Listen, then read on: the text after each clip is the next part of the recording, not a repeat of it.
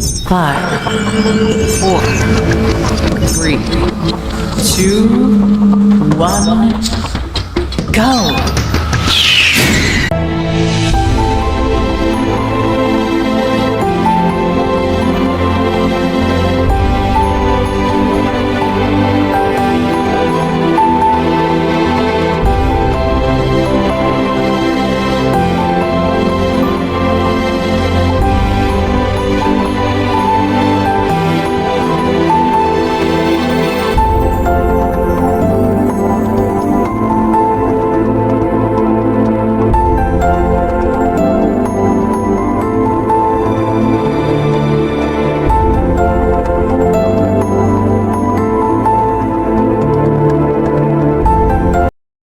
கிருபையை எங்களுக்கு சூழ வைத்திருக்கிற தெய்வமே உமக்கு நன்றி. உம்முடைய மேகம் எங்களோடு வருகிறதற்காக உமக்கு ஸ்தோத்திரம். ஆண்டவரே, உம்முடைய மேகம் எங்களோடு வருகிறதற்காக ஸ்தோத்திரம். நன்றி அப்பா, நன்றி. நீதியை நிறைவேற்றும் போது, தேவ நீதியை நிறைவேற்றும் போது உம்முடைய மேகம் எங்கள் மேலாக நிழலிடுகிறதற்கு ஸ்தோத்திரம். ஆண்டவரே, ஞானஸ்நானம் எடுத்து கரையேறின உடனே இயேசுவின் மேலே நல்ல ஒரு தேவ மகிமையின் மேகம் நிழலிட்டது போல ஒவ்வொரு முறையும் தேவ நீதியை நிறைவேற்றும் போது எங்கள் மேல் உம்முடைய மேகம் நிழலிடுகிறதற்கு ஸ்தோத்திரம். உமக்கு ஸ்தோத்திரம். இஸ்ரவேலர்கள் மேகம் போகிற இடத்துல வரணும், ஆனால் நீதியை நிறைவேற்றும் போது மேகம் எங்கள் மேல் நிழலாடுகிற கிருபையை தந்திருக்கிறவரே உமக்கு ஸ்தோத்திரம். சகாயரே, உமக்கு நன்றி அப்பா. எங்கள் மேலே தயவு உண்டு பண்ணியிருக்கிறீங்க. எங்களை பார்க்குறவங்க கண்களில் தயவு உண்டு பண்ணியிருக்கிறீங்க. எங்கள் வீடுகளில் தயவு உண்டு பண்ணியிருக்கிறீங்க. எல்லா உதவிக்கும் நன்றி, எல்லா உதவிக்கும் நன்றி செலுத்துகிறோம். நன்றி அப்பா, நன்றி ஆண்டவரே, நன்றி. எங்களை நடத்தி வந்த கிருபைகளுக்கு நன்றி, எங்களை காத்த கிருபைகளுக்கு நன்றி, எங்களை தீங்குக்கு விலக்கினதற்கு நன்றி செலுத்துகிறோம். பரிசுத்தத்தில் எங்களை ஆண்டவரே பலப்படுத்தினதற்கு ஸ்தோத்திரம். பரிசுத்தத்தில் வாழ பிரியம் கொள்ள வைத்ததற்கு ஸ்தோத்திரம். விருப்பத்தையும் செய்கையும் உண்டாக்குகிறவர் பரிசுத்தத்துக்காக நிற்க வேண்டும் என்று சில செய்கைகளை ஆண்டவரே எங்களுக்கு உண்டாக்கினதற்காக ஸ்தோத்திரம். ஆண்டவரே, இரத்தத்தால் கழுவப்படுகிறதற்கு என்னை பலிபீடத்தில் என்னை சுத்திகரியும் என்று சொல்லி சில செய்கைகளை நாங்கள் சமர்ப்பித்து ஒப்பு கொடுக்க வைத்த கிருபைகளுக்கு உமக்கு ஸ்தோத்திரம், உமக்கு ஸ்தோத்திரம். இன்னுமோடு கிட்டி நெருங்கணும் ஆண்டவரே என்று சொல்லி சில செய்கைகளை எங்களிடத்தில் ஜெபிக்க வைத்து நிறைவேற்றின கிருபைகளுக்கு உமக்கு ஸ்தோத்திரம் ஆண்டவரே, ஸ்தோத்திரம் ஆண்டவரே. தாழ்மையின் சிந்தையை தந்தீரே, உமக்கு நன்றி. தாழ்மையின் சிந்தையை எங்களுக்கு தந்தீரே, உமக்கு ஸ்தோத்திரம். நல்ல தெய்வமே உமக்கு ஸ்தோத்திரம், நல்ல தெய்வமே உமக்கு நன்றி. இந்த கூட்டங்களை எங்களுக்கு ஆயத்தம் பண்ணி தந்தவரே உமக்கு ஸ்தோத்திரம். ஆண்டவரே, இந்த கூட்டத்தை எங்களுக்கு நடத்தி கொடுக்க போகிறவரே உமக்கு ஸ்தோத்திரம். அப்பா உமக்கு ஸ்தோத்திரம். எல்லாரையும் நீர் கூட்டி கொண்டு வரப்போகிறதற்கு ஸ்தோத்திரம். நீர் தெரிந்து கொண்டு உம்முடைய சமூகத்தில் சேர்த்து கொள்ளப்படுகிறவர்கள் பாக்கியவான்கள் என்று 65ஆம் சங்கீதத்தில் சொல்லப்பட்டது போல கர்த்தர் தெரிந்து கொண்டவர்கள் இந்த இடத்துல நீர் கொண்டு வரப்போகிறதற்கு ஸ்தோத்திரம். ரட்சிக்கப்படாத பிள்ளைகளை கர்த்தர் தெரிந்து கொண்டு இந்த இடத்துல சேர்க்கிறதற்கு ஸ்தோத்திரம். ஆண்டவரே, இதிலிருந்து விடுபட முடியவில்லையே என்று விழுந்து விழுந்து எழுந்திருக்கிறவர்களை தெரிந்து கொண்டு சேர்க்கிறதற்கு ஸ்தோத்திரம். ஊழியத்திற்கு அழைப்பு கொடுக்கிறதற்கு தெரிந்து கொண்டு நீர் சேர்க்கிறதற்கு ஸ்தோத்திரம். ஆண்டவரே, பழகி பெருக பண்ணுகிறதற்கு தெரிந்து கொண்டதற்கு ஸ்தோத்திரம். கர்த்தாவே, விஸ்தாரமான இடத்திலே விசாலமான இடத்திலே எங்களை கொண்டு சேர்க்கிறதற்கு நீர் ஆண்டவரே நீர் பிள்ளைகளை தெரிந்து கொண்டு இங்கே சேர்க்கிறதற்கு ஸ்தோத்திரம். ஹல்லேலூயா. நன்றி அப்பா, நன்றி அப்பா. பாவங்களற கழுவுகிற தெய்வமே, பிள்ளைகளை கொண்டு வந்து பாவங்களற கழுவுகிறதற்கு ஸ்தோத்திரம். பாவங்களற அப்படின்னா இனி பாவம் செய்ய முடியாதபடிக்கு அந்த அளவுக்கு எங்களை ரத்தத்தால் கழுவுங்க. பாவத்துக்கு நோ சொல்லுகிற அளவுக்கு பாவங்களற கழுவுகிறதற்கு ஸ்தோத்திரம். நன்றி அப்பா. ஒன்றே ஒன்று மாத்திரம், இன்னும் ஒன்றே ஒன்று மாத்திரம், இதை மட்டும் நான் செய்கிறேன்னு சொல்லி இல்லாமல் பாவங்களற எங்களை சுத்திகரித்து எல்லா தீமைக்கும் நீங்களாக்கி, எல்லா பாவத்தின் தோஷத்துக்கும் நீங்களாக்கி என்று சொல்லப்பட்டது போல கர்த்தாவே, இனி இதை செய்ய மாட்டேன்னு தீர்மானம் எடுக்கிற இருக்கிற அளவுக்கு பாவங்களற பிள்ளைகளை கழுவ போகிறதற்கு உமக்கு ஸ்தோத்திரம் ஆண்டவரே, உமக்கு ஸ்தோத்திரம் ஆண்டவரே. சிலரிடம் இனி பாவம் செய்யாதே என்று சொன்னவர் ஆண்டவரே, இனி நாங்கள் இதை செய்யக்கூடாது என்று சொல்லி தீர்மானம் எடுக்கிற அளவுக்கு பாவங்களற கழுவுகிறதற்கு உமக்கு ஸ்தோத்திரம் ஆண்டவரே, பாவங்களற கழுவுகிறதற்கு ஸ்தோத்திரம். நல்ல தெய்வமே உமக்கு ஸ்தோத்திரம், உமக்கு ஸ்தோத்திரம். எங்கள் மேல் உம்முடைய பிரசன்னத்தின் மேகம் நிழலாடட்டும், எங்கள் மேல் உம்முடைய பிரசன்னத்தின் மேகம் அசைவாடட்டும், எங்கள் மேல் உம்முடைய பிரசன்னத்தின் மழை பொழியட்டும், எங்கள் மேல் கர்த்தாவே உமக்கு ஸ்தோத்திரம் ஆண்டவரே. தீமை செய்யக்கூடாது என்ற எண்ணம் பிரசன்னத்தின் மழையாய் பொழியட்டும், புறங்கூறக்கூடாது என்ற எண்ணம் பிரசன்னத்தின் மழையாய் பெய்து எங்களை அந்த வழியிலே நடத்தட்டும். நன்மையான காரியங்களை செய்வோம் என்று எண்ணங்களினாலும் செய்கைகளும் நிரப்புகிற பிரசன்னத்தின் மேகம் இந்த நாட்களில் எங்களை நிரப்பட்டும் ஆண்டவரே, நிரப்பட்டும் ஆண்டவரே. ஆண்டவரே உமக்கு ஸ்தோத்திரம் அப்பா, ஸ்தோத்திரம் அப்பா. எங்கள் மேலே ஆண்டவரே நல்லெண்ணம் இருக்கிற, நன்மையான எண்ணங்கள் இருக்கிற, பிறரை குறித்து உயர்வான எண்ணத்தை கொடுக்கிற பிரசன்னத்தின் மேகம் எங்கள் மேலே ஊற்றப்படட்டும் இயேசுவின் நாமத்தினால, ஊற்றப்படட்டும் இயேசுவின் நாமத்தினால. ஹல்லேலூயா, ஹல்லேலூயா. நன்றி என்று சொல்லுகிறோம். நன்றி இயேசப்பா, நன்றி இயேசப்பா, நன்றி இயேசப்பா, நன்றி இயேசப்பா. எங்களை பாதுகாத்த கிருபைகளுக்கு நன்றி. இந்த கூட்டத்துக்காக எங்களை ஆயத்தம் பண்ணி கூட்டி கொண்டு வந்த கிருபைகளுக்கு நன்றி அப்பா, நன்றி அப்பா, நன்றி ஆண்டவரே. நடத்தி வந்த பாதைகளுக்கு நன்றி ஆண்டவரே, உமக்கு ஸ்தோத்திரம், உமக்கு நன்றி.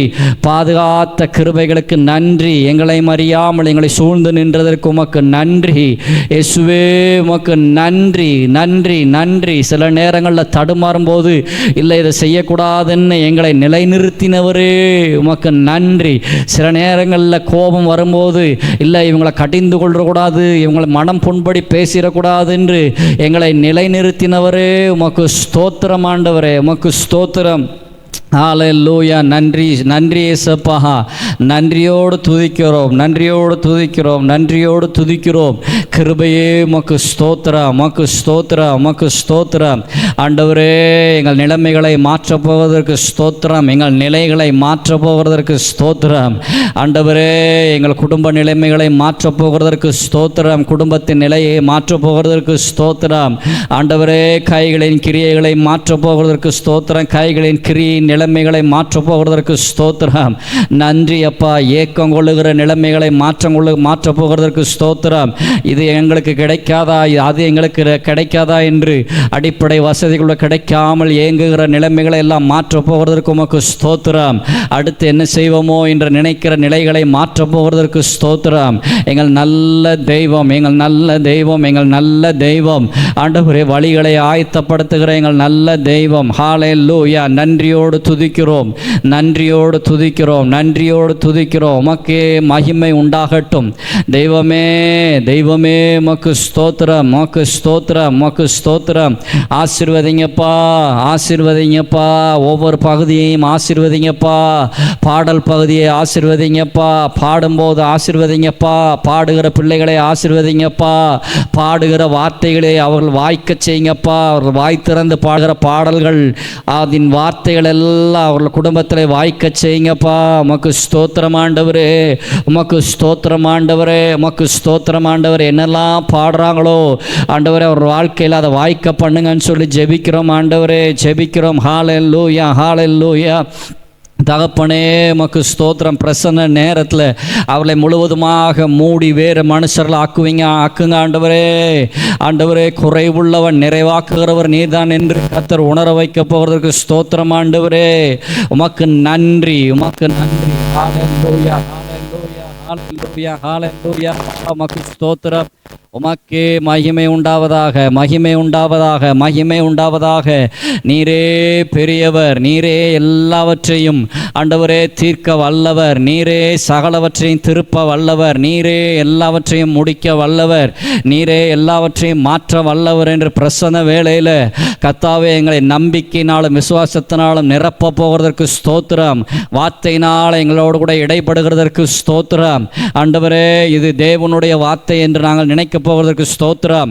இதற்கு எங்களை நாங்கள் ஒப்பு கொடுக்கிறதற்கு ஸ்தோத்திரம். இதற்கு நாம் கீழ்ப்படிய கடவோம் என்று யோசுவாவின் சந்ததிகள் சொன்னது போல ஆண்டவரே, இதற்கு எங்களை கீழ்ப்படுகிறதற்கு நாங்கள் ஒப்பு கொடுக்க போவதற்கு ஸ்தோத்திரம்.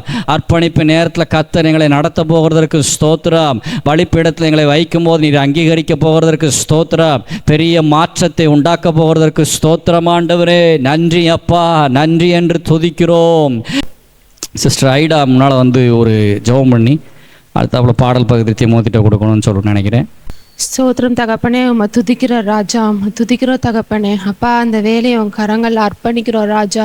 உம்மை துதிக்கிறோம் தகப்பனே. அப்பா, நீங்கள் பொறுப்படுத்திக் கொள்ளுங்க ராஜா. அப்பா, ஆரம்பத்துலேருந்து முடிவு வரைக்கும் தகப்பனே உங்கள் பிரசன்னம் ஆளுகை செய்யட்டும் தகப்பனே. அப்பா, இந்த வேலையை தகப்பனே உங்களுடைய ஆளுகைக்கு அர்ப்பணிக்கிறோம் ராஜா. ஸ்தோத்திரம் தகப்பனே, ஸ்தோத்திரம் ஸ்தோத்திரம் அப்பா. வானாதி வானங்கள் கொள்ளாதவரே, வார்த்தையால் வர்ணிக்க கூடாதவரே, ஓயாமலும் புகழ் நான் பாடுவேன் என்றுமே என்றுமே என்றென்றுமே. வானாதி வானங்கள் கொள்ளாதவரே, வார்த்தையால் வர்ணிக்க கூடாதவரே, ஓயாமலும் புகழ் நான் பாடுவேன் என்றுமே என்றுமே என்றென்றுமே. ஹல்லேலூயா ஹல்லேலூயா ஆமென். ஹல்லேலூயா ஹல்லேலூயா ஆமென். ஹல்லேலூயா ஹல்லேலூயா ஆமென். ஆமென் ஆமென் ஆமென். பரலோக கவனத்தை ஈர்க்க வேண்டுமே அப்பா, உம் கண்களில் கிருபை வேண்டுமே. எப்போதும் என் அருகே நீர் வேண்டுமே. நீர் வேண்டும் நீர் வேண்டும் நீர் வேண்டுமே. பரலோக கவனத்தை ஈர்க்க வேண்டுமே அப்பா, உம் கண்களில் கிருபை வேண்டுமே. எப்போதும் என் அருகே நீர் வேண்டுமே. நீர் வேண்டும் நீர் வேண்டும் நீர் வேண்டுமே. ஹல்லேலூயா ஹல்லேலூயா ஆமென். ஹல்லேலூயா ஹல்லேலூயா ஆமென். ஹல்லேலூயா ஹல்லேலூயா ஆமென். ஆமென் ஆமென் ஆமென். விலகாத பிரியாத உம் சமூகமே, அதுதானே நிரந்தர சுதந்திரமே. வேறொன்றும் வேண்டாம், நீ போதுமே. நீ போதும், எப்போதும் நீ போதுமே. விலகாத பிரியாத உம் சமூகமே, அதுதானே நிரந்தர சுதந்திரமே.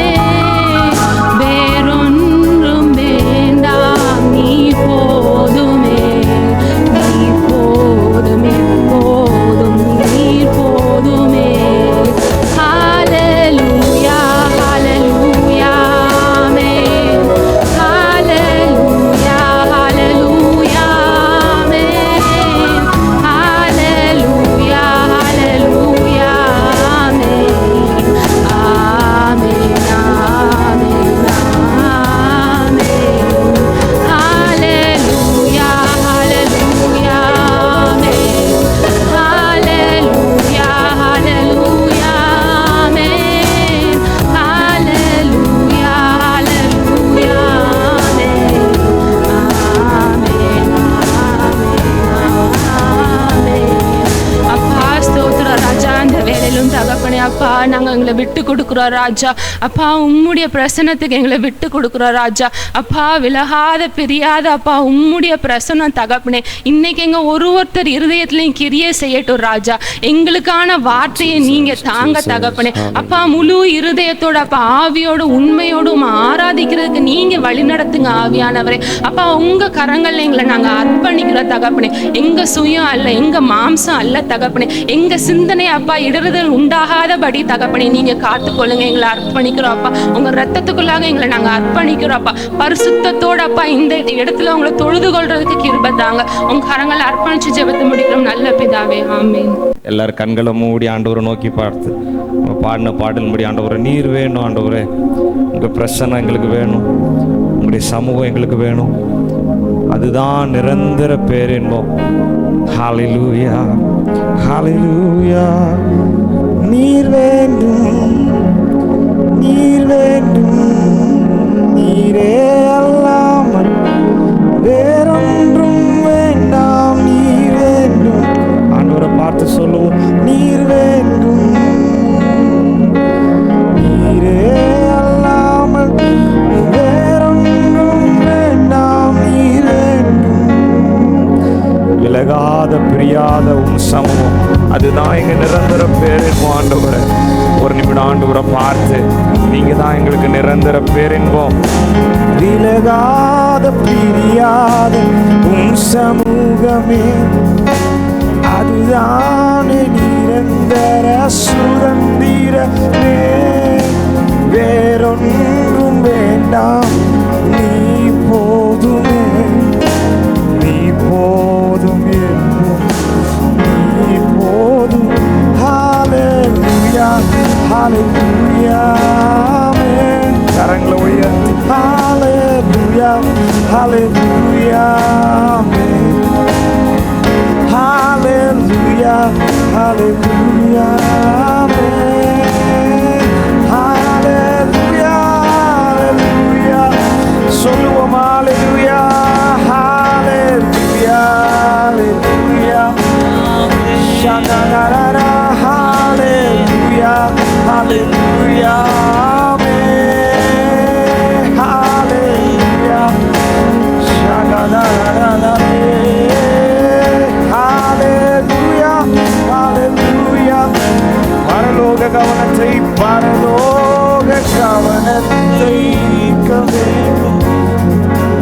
அப்பாவும் கண்களில் கிருபை வேண்டுமே. எப்போதும் என் அருகே நீர் வேண்டுமே. நீர் வேண்டும் நீர் நீர். இன்னொரு விஷயம் சொல்றீங்களேன் ஆண்டவரை பார்த்து. பரலோக கவனத்தை ஈர்க்க வேண்டும் அப்பா. அப்பாவும் கண்களில் கிருபை வேண்டுமே. எப்போதும் என் அருகே நீர் வேண்டுமே. நீர் வேண்டும் நீர் நீர். கரங்களா சேர்த்து ஹல்லேலூயா ஹல்லேலூயா. ஓ ஹல்லேலூயா ஹல்லேலூயா ஹல்லேலூயா. ஷனனரரரரே ஹல்லேலூயா ஹல்லேலூயா. சொல்லு ஹல்லேலூயா ஹல்லேலூயா. ஆராதிக்கும் உள்ளத்தின் ஆழத்திலிருந்து ஹல்லேலூயா ஹல்லேலூயா ஹல்லேலூயா. ஹல்லேலூயா வானாதிவானங்கள் வானாதிவானங்கள் கொள்ளாதவரே, வார்த்தையால் வர்ணிக்க கூடாதவரே, ஓயாமல் புகழ் நான் பாடுவேன் இன்றுமே இன்றுமே இன்றுமே. நொந்திடவ வானாதிவானங்கள் கொல்லா வார்த்தையால் வர்ணிக்க கூடாதவரே, ஓயாமல் புகழ் நான் எத்தனை பேர் அப்பாவை பாட விரும்புறீங்க? இன்றுமே இன்றுமே கரங்களா சேர்த்தாலே ஹalleluya ஹalleluya ஷடலலலலலே ஹalleluya ஹalleluya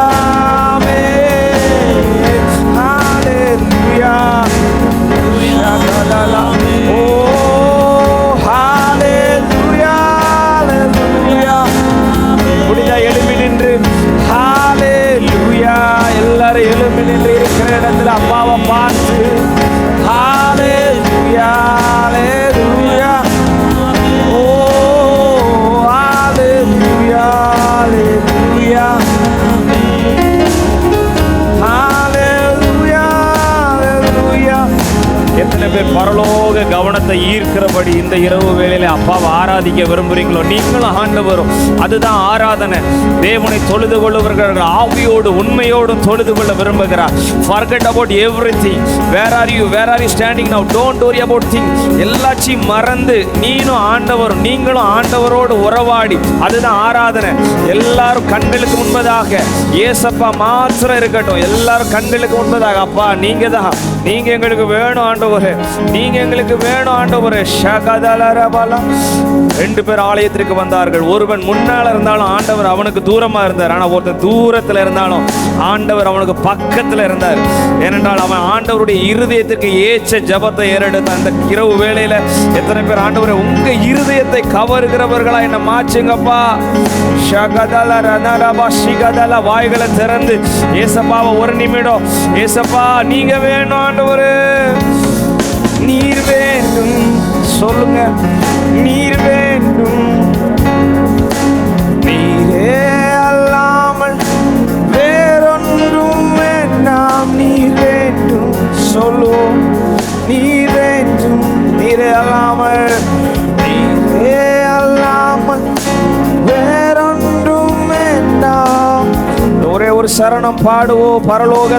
பரலோக கவனத்தை ஈர்க்கவே அப்பா அப்பாவும் கிருபை வேண்டுமே, எப்போதும் என் அருகே என் கூட நீங்க வேணும், நீர் வேண்டும். இன்னொரு தடவை சொல்லுங்களேன். பரலோக கவனத்தை வேண்டுமே, அப்பாவும் கண்களில் கிருபை வேண்டுமே, எப்போதும் என் அருகே நீர் வேண்டுமே. நீங்க இல்லாம இந்த உலகத்துல எதுவும் பண்ண முடியாதுன்னு சொல்றவங்க ரெண்டு கரங்களை உயர்த்தி ஹalleluya எவ்வளவு சத்தமா ஆராதிக்க முடியுமோ ஹalleluya ஹalleluya ஹalleluya. உங்க சத்தம் எழும்பட்டுமே ஹalleluya.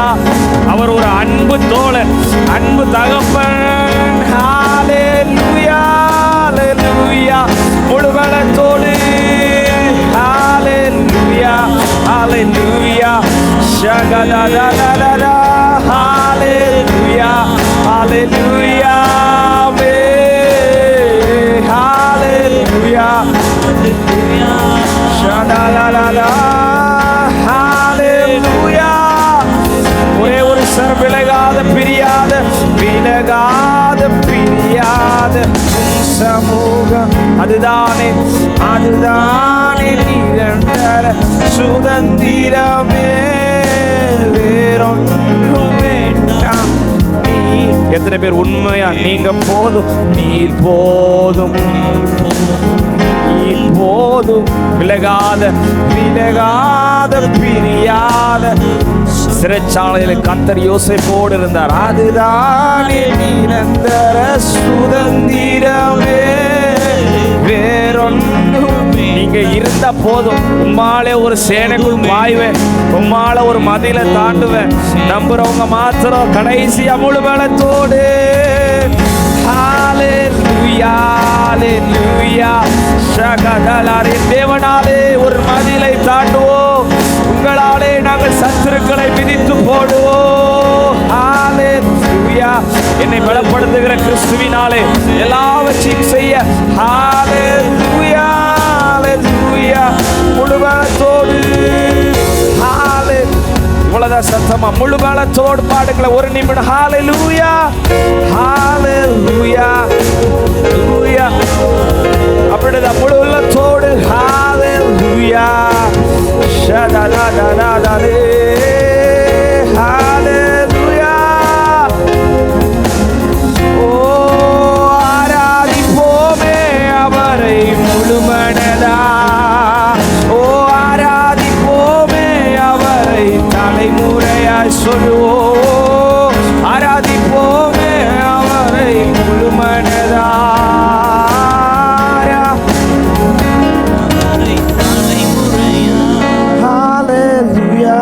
Hallelujah, amen. Solo, hallelujah, hallelujah,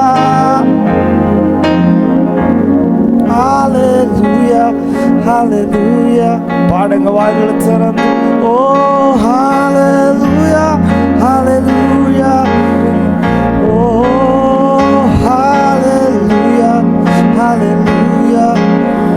துதிக்கிற இடத்துல தான் வாசம் பண்ணுவோம். ஹalleluya ஹalleluya. யாரையும் பார்க்காம அப்பாவை பார்த்து ஹalleluya ஹalleluya ஹalleluya. நல்ல கரங்களை தட்ட எவ்வளவு முடியுமோ பலன் இருக்கிறவங்க நல்லா இயேசுவுக்கு நன்றி சொல்லி உங்க பிரசன்னம் போதும்பா. நீங்க எனக்கு போதும். உலகத்துல யார் இருக்கிறாங்களோ எது இருக்கிறது இல்லையோ நீங்க எனக்கு போதும். ஒரு வார்த்தையை சொல்லிருங்க. இந்த ஒரு வார்த்தையை சொல்லி அப்படியே துதிக்க போகிறோம். நீங்க எனக்கு போதும், இயேசு போதும். கரங்களை தட்டுங்க தம்பி, கரங்களை தட்டி இயேசுவுக்கு நன்றி சொல்லுங்க. நல்ல பலனை தந்திருக்கிறார், சுகத்தை தந்திருக்கிறார். இயேசுவுக்கு நன்றி சொல்லி நன்றி அப்பா, நன்றி அப்பா, உம்மை உயர்த்துகிறோம், உம்மை உயர்த்துகிறோம். அப்படியே உட்கார்ந்து கிடங்க. தொடர்ந்து கொஞ்ச நேரம் ஆண்டவரை பாடி துதிச்சு ஆண்டவரை ஆராதிக்க போகிறோம். ஹalleluya. எத்தனை பேர் கர்த்தர் உள்ளத்தின் ஆழத்துல இருந்து துதிக்க வந்திருக்கிறீங்க? ஹalleluya. சந்தோஷமா இருக்கிறீங்களா? கர்த்தரை ஆராதிக்க வந்திருக்கிறோம். ஏற்ற காலத்தில் உன்னை உயர்த்திடுவார். அந்த லிரிக்ஸ் இருக்கிறான்னு பாருங்க. ஏற்ற வேளையில் பயன்படுத்திடுவார். சோர்ந்து போகாமல் அவசரப்படாமல் கர்த்தர் கருத்தில் நீ அடங்கி இருந்தால் கர்த்தர் என்ன பண்ணுவாரா? ஏற்ற காலத்தில் கர்த்தர் என்ன பண்ணுவார்? கர்த்தர் உயர்த்துகிறவர். ஏற்ற வேளையில் கர்த்தர் என்ன பண்ணுகிறார்? உங்களை ஒவ்வொரு பக்கத்தை பார்த்து சொல்லுங்க, கர்த்தர் உங்களுக்குன்னு ஒரு காலத்தை வச்சிருக்கிறார். ஏற்ற காலம் சொல்லுங்க, ஏற்ற காலம், ஏற்ற நேரம். அது வரைக்கும் கர்த்தருடைய கரத்தில் என்ன பண்ணிருங்க? அடங்கிருங்க. கர்த்தர் உங்களை உயர்த்துவார், கர்த்தர் உங்களை கனம் பண்ணுவார், கர்த்தரே உயர்த்துவார். நம்மளா முன்னாடி வந்து நீங்களா நின்னீங்கன்னா ஆண்டவருடைய கனம் அது நிரந்தரமாக இருக்காது. மனுஷங்க உயர்த்தணும்னு நினைக்காதீங்க, அப்பா உங்களை உயர்த்தணும். சிறைச்சாலையில் வந்து யோசேப்பை உயர்த்தினது யாரு? பானபாத்திரக்காரனா கர்த்தரா? கர்த்தரே நினைவு கூற பண்ணினார். பானபாத்திரக்காரனுக்கு ஒரு நாள் ஞாபகம் வந்துச்சு, ஐயோ எனக்கு தரிசனத்தை சொன்ன ஒருத்தன் உள்ளே இருக்கிறான். கர்த்தர் உங்களை தூக்கி எடுத்து ராஜாக்களுக்கு முன்பதாக என்ன பண்ணுவார்? நிறுத்துவார். அதுக்கு வரைக்கும் நம்ம என்ன பண்ணணுமா? கர்த்தருடைய கரத்தில் அடங்கி இருக்கணுமா? இந்த பாடல் எத்தனை பேருக்கு தெரியும் தெரியல. ஏற்ற காலத்தில் உன்னை உயர்த்திடுவா. தெரிஞ்சவங்க என் கூட சேர்ந்து படிச்சுக்கோங்க, தெரியாதவங்க கரங்களை தட்டி பாடும். ஏற்ற காலத்தில் உன்னை உயர்த்திடுவா, ஏற்ற வேளையில் பயன்படுத்திடுவா. சொல்லுவோம், ஏற்ற காலத்தில் உன்னை உயர்த்திடுவார். ஏற்ற வேளையில் பயன்படுத்திடுவா. சோர்ந்து போகாமல் நீ அவசரப்படாமல், சோர்ந்து போகாமல் நீ அவசரப்படாமல், அழைத்தவர் கரத்தில் நீ அடங்கி இருந்தால் கரங்களை தட்டி ஏற்ற காலத்தில் உன்னை உயர்த்திடுவா. ஏற்ற வேளையில் ஏற்ற காலத்தில் உன்னை உயர்த்திடுவா. ஏற்ற வேளையில் பயன்படுத்திடு. ஓ காலத்துக்கு முன்பே நீ அவசரப்படாதே. கர்த்தர் குறித்த நேரத்தில் பொறுமையாய் காத்திருப்பாடுவோ. காலத்துக்கு முன்பே நீ அவசரப்படாதே. கர்த்தர் குறித்த நேரத்துக்கு பொறுமையா உன்னை கொண்டு தாம் செய்ய நினைத்த திட்டங்கள் எல்லாம் நிறைவேற்றுவார். கரங்களை தட்டி சொல்லுவோம், நம்மை கொண்டு கர்த்தர் செய்ய நினைத்த திட்டங்கள் எல்லாம் நிறைவேற்றுவார். ஏற்ற காலத்தில் சொல்லுங்க பார்க்கலாம். ஏற்ற காலத்தில் பாடுங்க. ஏற்ற வேளையில் பயன்படுத்திடுவார். ஏற்ற காலத்தில் உன்னை உயர்த்திடுவார். ஏற்ற வேளையில் முதல் சரணம் போடுங்க. ஓ, ஏற்ற காலத்தில் உன்னை உயர்த்திடுவார். ஏற்ற வேளையில் உலக தோற்றம் முன்பே உன்னை முன்குறித்தாரே. தாயின் கர்ப்பத்தில் கருவை பக்கத்துல பார்த்து சொல்லுங்களேன். உலக தோற்றம் முன்னே பக்கத்துல கை கொடுத்து சொல்லுங்க. உன்னை முன்குறித்தாரே. தாயின் கர்ப்பத்தில் உன் கருவை கண்டாரே. உள்ளங்கையிலே உன்னை வரைந்துள்ளார். உன்னை உயர்த்துவார். கர்த்தருக்கு காத்திரு. சொல்லுங்க. உள்ளங்கையிலே உன்னை வரைந்துள்ளார். உன்னை உயர்த்துவார். கர்த்தருக்கு காத்திரு. ஏற்ற காலத்தில் உன்னை உயர்த்திடுவார். ஏற்ற வேளையில் பயன்படுத்திடுவார். ஏற்ற காலத்தில் உன்னை உயர்த்திடுவார். ஏற்ற வேளையில் உன்னை விழுங்கிட. சொல்லுங்க. உன்னை விழுங்கிட சாத்தான் சுற்றி திரிகிறான். தெளிந்த புத்தியோடு நீ விழித்து கொண்டிரும். லிரிக்ஸை பார்த்து பாடுங்க. உன்னை விழுங்கிட சாத்தான் சுற்றி திரிகிறான். தெளிந்த புத்தியோடு நீ விழித்து விசுவாசத்தில் உறுதியாயிருந்து சாத்தானை ஜெயித்து நீ வாழ். ஓ, விசுவாசத்தில் உறுதியாயிருந்து சாத்தானை ஜெயித்து. எத்தனை பேர் சாத்தானை ஜெயிக்க விரும்புறீங்க? விசுவாசத்தில் உறுதியாயிருந்து சாத்தானை ஜெயித்து நீ வாழ்ந்திடு. விசுவாசத்துல உறுதியா இருந்தா தான் என்ன பண்ண முடியும்? பிசாசை ஜெயிக்க முடியும். நீங்கள் விசுவாசத்தில் சோர்ந்துட்டீங்கன்னா நைட்டு 12 மணிக்கு மேலேயே வீட்டை விட்டு வெளியே போக என்ன வந்துடும்? எந்திரிச்சு நைட்டுக்கு சிலருக்கு தூக்கம் வராது. நைட்டு 10:30 மணிக்கு மேலே அப்பா அம்மா கூட படுத்தா தான் தூக்கம் வரும். நீங்கள் பயத்தின் ஆவிகள்லாம் நம்மளை விட்டு என்ன பண்ணணும்? ஏசப்பா அவங்க கூட இருக்கிறாருங்கிற ஒரு தைரியம் எல்லாருக்கும் என்ன பண்ணலாம்? எத்தனை பேர் நம்புறீங்க ஏசப்பா அவங்க கூட இருக்கிறார்? நீ எந்த சூழ்நிலையில் இருந்தாலும் கர்த்தர் அவங்க கூட இருக்கிறாருங்கிற விசுவாசத்தை என்ன பண்ணிடக்கூடாது? இழந்துடக்கூடாது. நீ தைரியமாக இருந்தானா நீ ஏற்ற காலத்தில் கர்த்தர் என்ன பண்ணுவார் தெரியுமா? உயர்த்துவார். God will honor you in the right time, the exact time, the due time. God will honor you. இந்த ஏற்ற காலம் வரைக்கும் நீ என்ன பண்ணணும்? காத்திருக்கணும். கர்த்தர் என்ன உயர்த்துவார்? மனுஷங்க உயர்த்துறாங்களே இல்லையா? கர்த்தர் உன்னை என்ன பண்ணுவார்? கர்த்தர் உன்னை பார்க்குறாரா இல்லையா? அந்த நேரத்தில் நீ வந்து இங்கே ஆலயத்தில் உட்காந்துருக்காத என்ன பண்ணுறார்? கர்த்தர் பார்க்குறார். உன்னை பார்க்குற கர்த்தருக்கு முன்பதாக விசுவாசத்தில் நீ எப்படி இருக்கணும்? உறுதியா. ஆண்டவரே, இந்த நேரத்தில் என் விசுவாசத்தை கர்த்தர் பலப்படுத்தணும். அதனால தான் முதல் சரணத்தை போடுங்களேன். உலக தோற்றம் முன்பதாகவே உன்னை முன்குறித்த ஆண்டவர். தாயின் கற்பத்தில் இந்த பாடலை கர்த்தர் ஞாபகப்படுத்தினார். அதனால தான் உங்களோடு பாடிக்கொண்டு இருக்கிறேன். நீங்கள் என்ன சேர்ந்து பாடுங்க. உலக தோற்றத்துக்கு முன்பதாக உன் மேலே ஆண்டவருக்கு ஒரு திட்டம் இருக்குது. பக்கத்தில் பார்த்து சொல்லுங்கள். உங்கள் மேலே ஆண்டவருக்கு ஒரு திட்டம் உண்டு. அந்த திட்டத்திற்கு உன்னை அர்ப்பணி. அந்த அழைப்பிற்கு உன்னை அர்ப்பணி. கர்த்தர் உன்னை என்ன எட்டாத உயரத்துக்கு கர்த்தர் என்ன பண்ணுவார்? கொண்டு போவார். ஏன் ஆசை இல்லை, ஏன் விருப்பம் இல்லை, உங்கள் விருப்பம் நடக்கணும் ஆண்டவரே. எத்தனை பேர் அந்த ஆண்டவருடைய விருப்பத்துக்கு அர்ப்பணிக்க ஆயத்தம்? ஆண்டவரே, உங்கள் சிட்டம் என் வாழ்க்கையில் நிறைவேறணும் சொல்லி சரணத்தை பாடுவோம். உலக தோற்றம் முன்னே உன்னை முன்குறித்தாரே. தாயின் கர்ப்பத்தில் உன் கருவை கண்டா. சொல்லுங்க பார்க்கலாம். உலக தோற்றம் முன்னே முன்னை முன்குறித்தாரே. தாயின் கர்ப்பத்தில் கருவை கண்டா. உள்ளங்கையிலே உன்னை வரைந்துள்ளார்.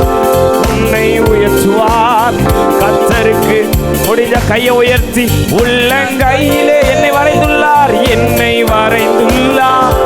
என்னை உயர்த்துவார். இன்னொரு விஷயம் கூட சொல்லுங்க. உள்ளங்கையிலே உள்ளங்கையிலே என்னை வரைந்துள்ளார்.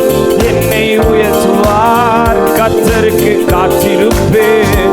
உள்ளங்கையிலே என்னை வரைந்துள்ளார். என்னை உயர்த்துவார். கர்த்தருக்கு ஏற்ற காலத்தில் என்னை உயர்த்திடுவார். ஏற்ற காலத்தில் என்னை உயர்த்திடுவார். ஏற்ற வேளையில் பயன்படுத்திடுவார். ஏற்ற காலத்தில் என்னை உயர் நல்ல தட்டி சொல்லுங்களேன். ஏற்ற வேளையில் சோர்ந்து போக மாட்டேன், சோர்ந்து போக மாட்டேன், அவசரப்பட மாட்டேன், சோர்ந்து போக மாட்டேன், அவசரப்பட மாட்டேன். அழைத்தவர் கரத்தில் அடங்கி இருப்பேன். ஏற்ற காலத்தில் என்னை உயர்த்திடுவார். ஓ ஏற்ற வேளையில் பயன்படு சொல்லுங்க. ஏற்ற காலத்தில், ஏற்ற காலத்தில் என்னை உயர்த்திடுவார். ஏற்ற வேளையில் உம்மை முழு உள்ளத்தோடு ஆராதிப்பேன், முழு பலத்தோடு. அன்பு கூர்ந்து சொல்லுங்க. ஆராதனை ஆராதனை துதி ஆராதனை ஆராதனை. ஓ ஆராதனை ஆராதனை துதி ஆராதனை ஆராதனை ஆராதனை துதி ஆராதனை. அப்படி எல்லாரும் எழும்பி நின்று கடைசி ஒரு 5 நிமிடம் ஆண்டவர் உள்ளத்தின் ஆழத்துல இருந்து ஆராதிக்க போகிறோம். நம்ம மத்தியில பாலண்ணா வந்திருக்கிறாங்க. ஆண்டவருடைய வார்த்தையை உங்களோடு பேச இருக்கிறாங்க.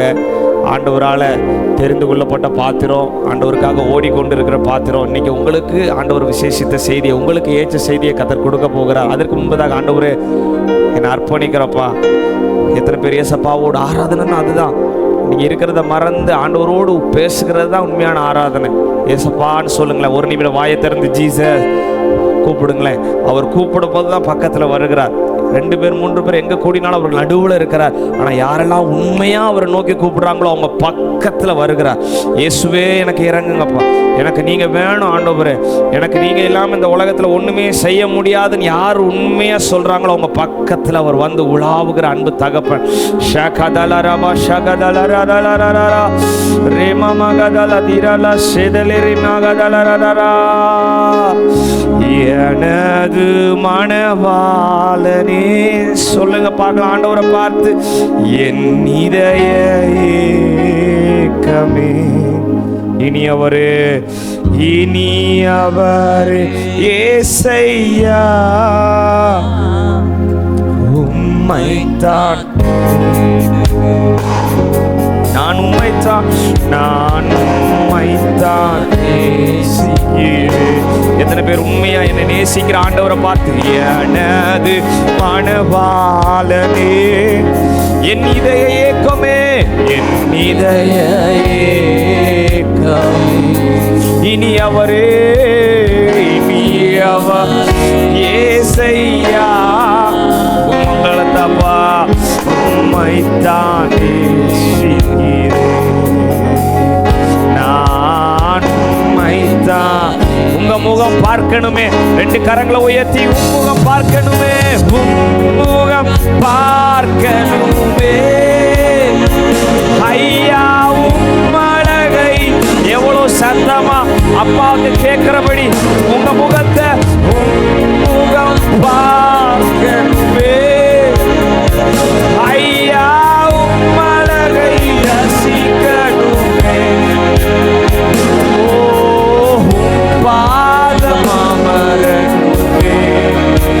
அப்பாவை பார்த்து சொல்லுங்க, உம் பாதமரணுமே.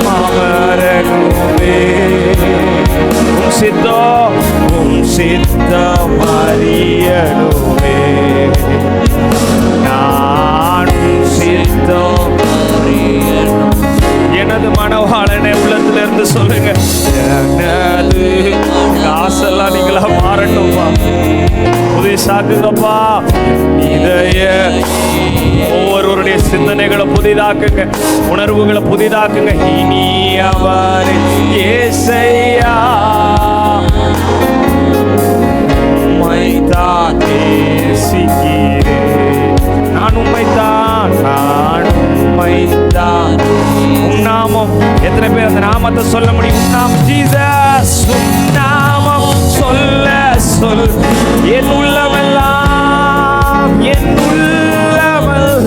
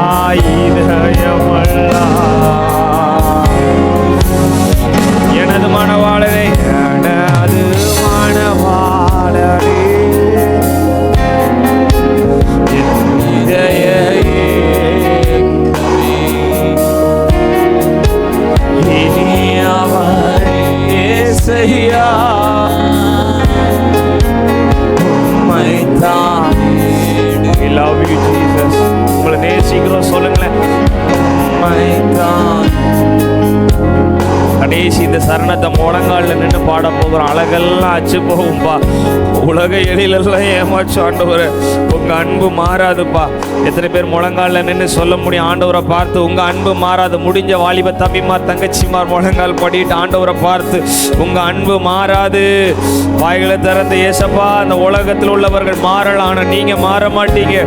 அல்லேலூயா. அழகெல்லாம் அச்சு போகும், அழகெல்லாம் அச்சு போகும். உலக எழிலெல்லாம் ஏமா சொல்லுங்க. அழகெல்லாம் அழகெல்லாம் அச்சு உலக எழிலெல்லாம் உலக எழிலெல்லாம்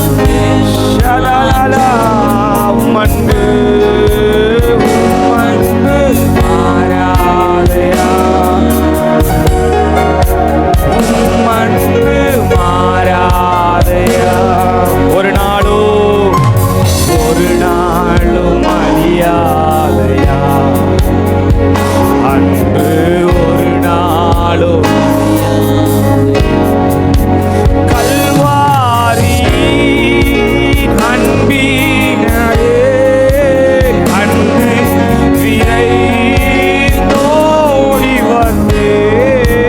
கல்வாரி அன்பை தேடி வந்திருக்கிறோம்ப்பா. இந்த இரவு வேளையில உடைய அன்பின் நதி ஒவ்வொருவரையும் நிரப்பட்டும்.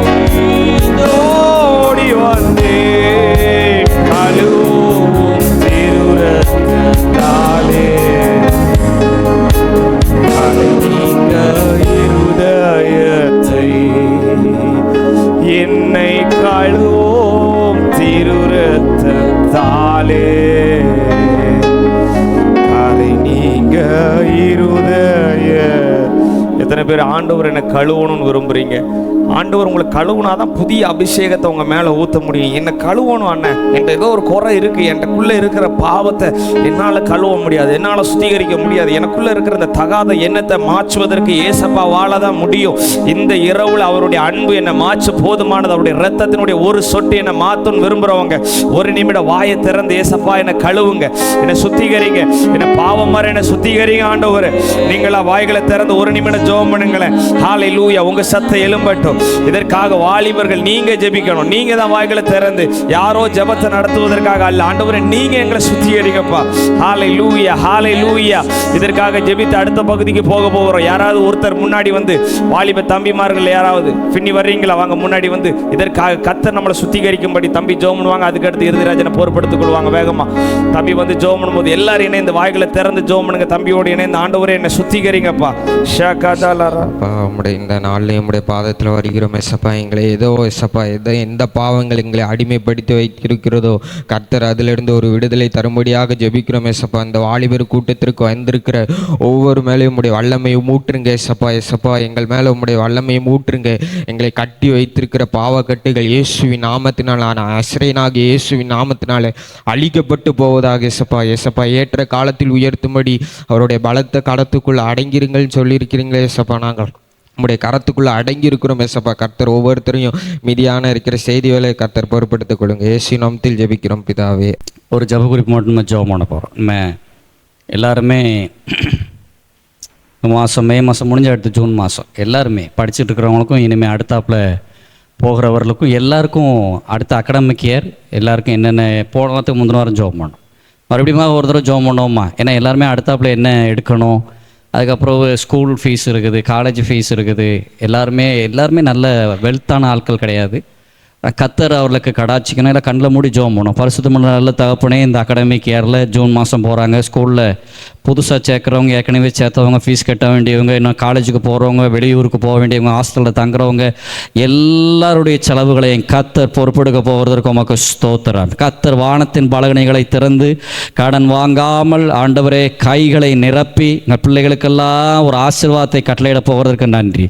எதிர்காலங்கள் ஆசீர்வதிக்கப்படுவதாக நன்மையானதை கர்த்தர் கொடுங்க. இயேசுவின் நாமத்தில் பிதாவே, ஆமேன், ஆமேன், ஆமேன். சரி, நம்மத்தில் பால் பிரதர் அவங்க முன்பாக வந்து அவர் தேவாத்தையை நம்மோட பேசுவாங்க. நல்லா கைகளை தட்டி வைக்கலாமா? நம்மை முற்று முடிய ரட்சிக்க வல்லவராயிருக்கிற தேவகுமாரன் கிறிஸ்து இயேசுவின் நாமத்தினாலே வாலிபர்களாகிய உங்களை நான் வாழ்த்துகின்றேன். தேவனை அறிகின்ற அறிவினாலே உங்களுக்கு கிருபையும் சமாதானமும் பெருகுவதாக. ஆமென். உங்கள் மத்தியில் இருப்பது மிகுந்த மகிழ்ச்சி. எபிரேயர் 7ஆம் அதிகாரம் 25வது வசனம் இவ்வாறு நமக்கு சொல்லுகிறது. வாசிக்க கேட்போம். எபிரேயர் 7:25. தமது மூலமாய் தேவனிடத்தில் சேருகிறவர்களுக்காக வேண்டுதல் செய்யும்படிக்கு அவர் எப்பொழுதும் உயிரோடு இருக்கின்றவர் ஆகையினால் அவர்களை முற்றுமுடிய ரட்சிக்க. யாரை? அவர் மூலமாக யாரெல்லாம் பிதாவினிடத்தில் சேருகிறார்களோ அவர்களை முற்றுமுடிய ரட்சிக்க வல்லவராயிருக்கிறார். Praise the lord. உங்களை முற்றுமுடிய ரட்சிக்க இயேசு கிறிஸ்து வல்லவர். வாலிபர்களாகிய உங்களுக்கு இருக்கிற பிரச்சனைகள் எல்லாவற்றையும் நானும் அறிந்திருக்கின்றேன். வாலிப பருவத்திலிருந்து தான் நானும் வந்திருக்கின்றபடினால உங்களுடைய பிரச்சனைகள் பெரும்பான்மையாக என்ன இருக்கும் அப்படின்னு எனக்கு தெரியும். உங்களை விட உங்களை பற்றி அதிகமாக தெரிஞ்சிருக்கிறது யாருன்னா, அறிஞ்சிருக்கிறது யாருன்னா, நீங்கள் ஆராதிக்கிற ஆண்டவர். அல்லேலூயா. உங்களை பற்றி நன்றாக தெரியும். ஆகவே உங்களை முற்றுமுடிய அவர் ரட்சிக்க சித்தமாயிருக்கின்றார். எல்லா பிரச்சனைகளையும் தாண்டி முற்றுமுடிய ரட்சிக்க அவர் வல்லவரா? நிச்சயமாகவே.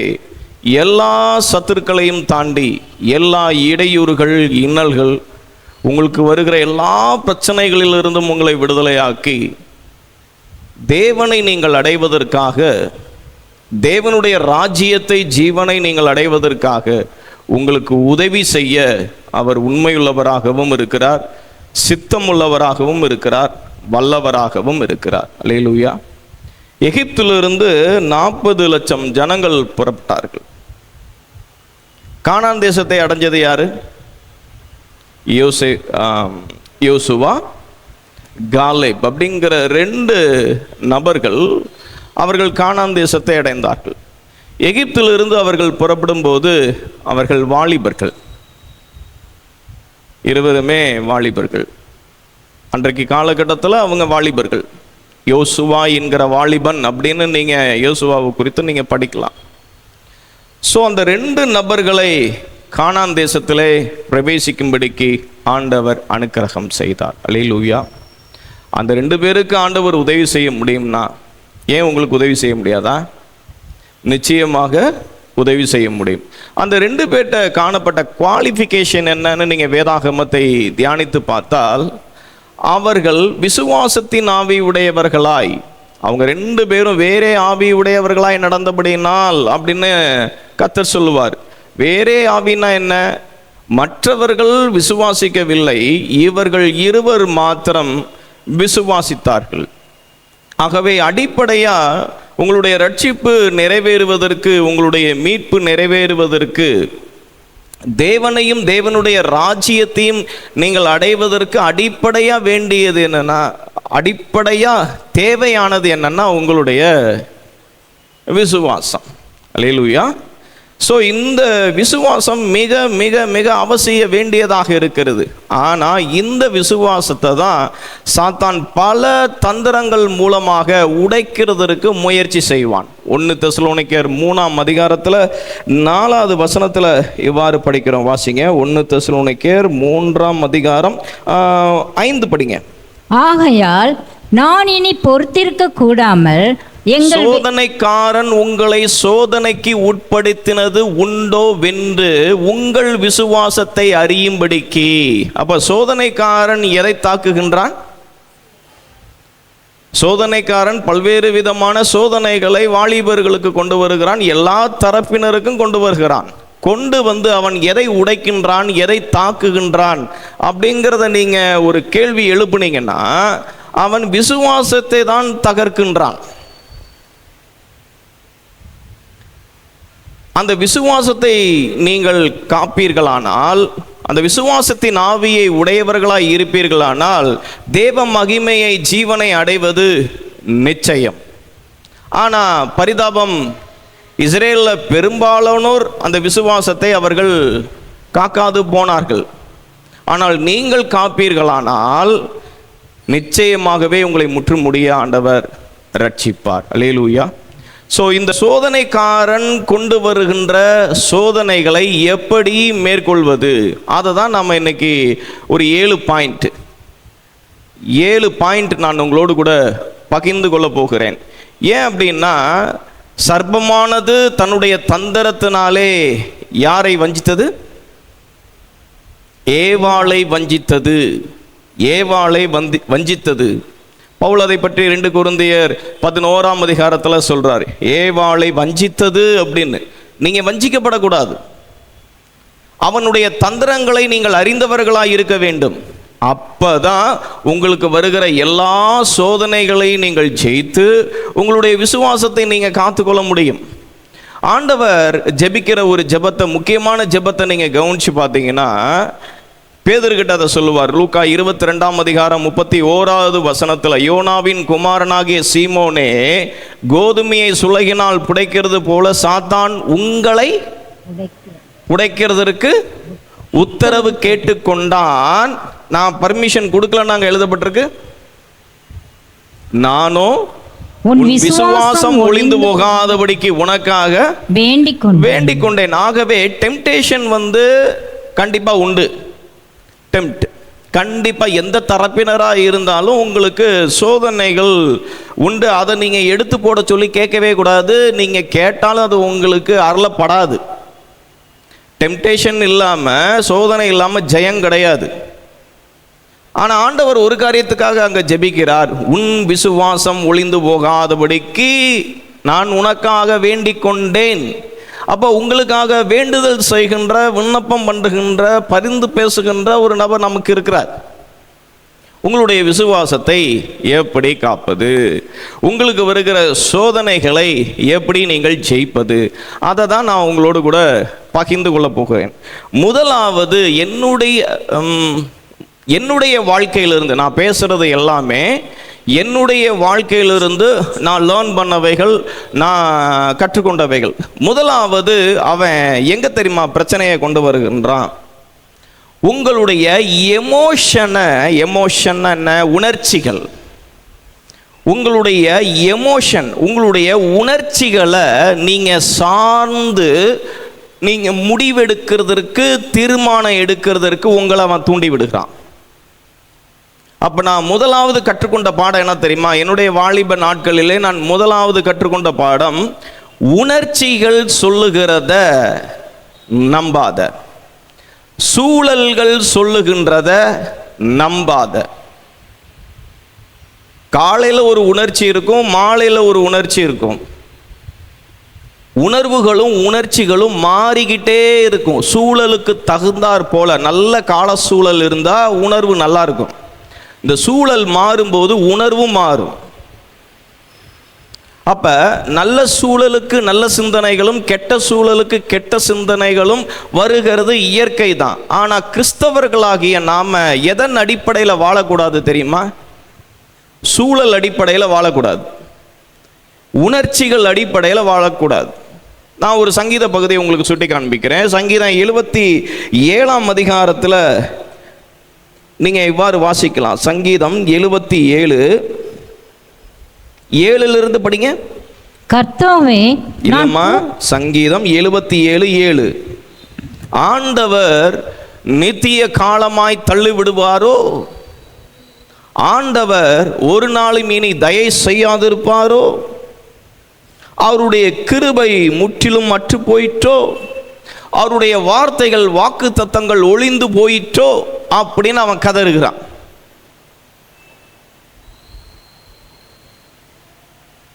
அவன் என்ன கதறுகிறான்?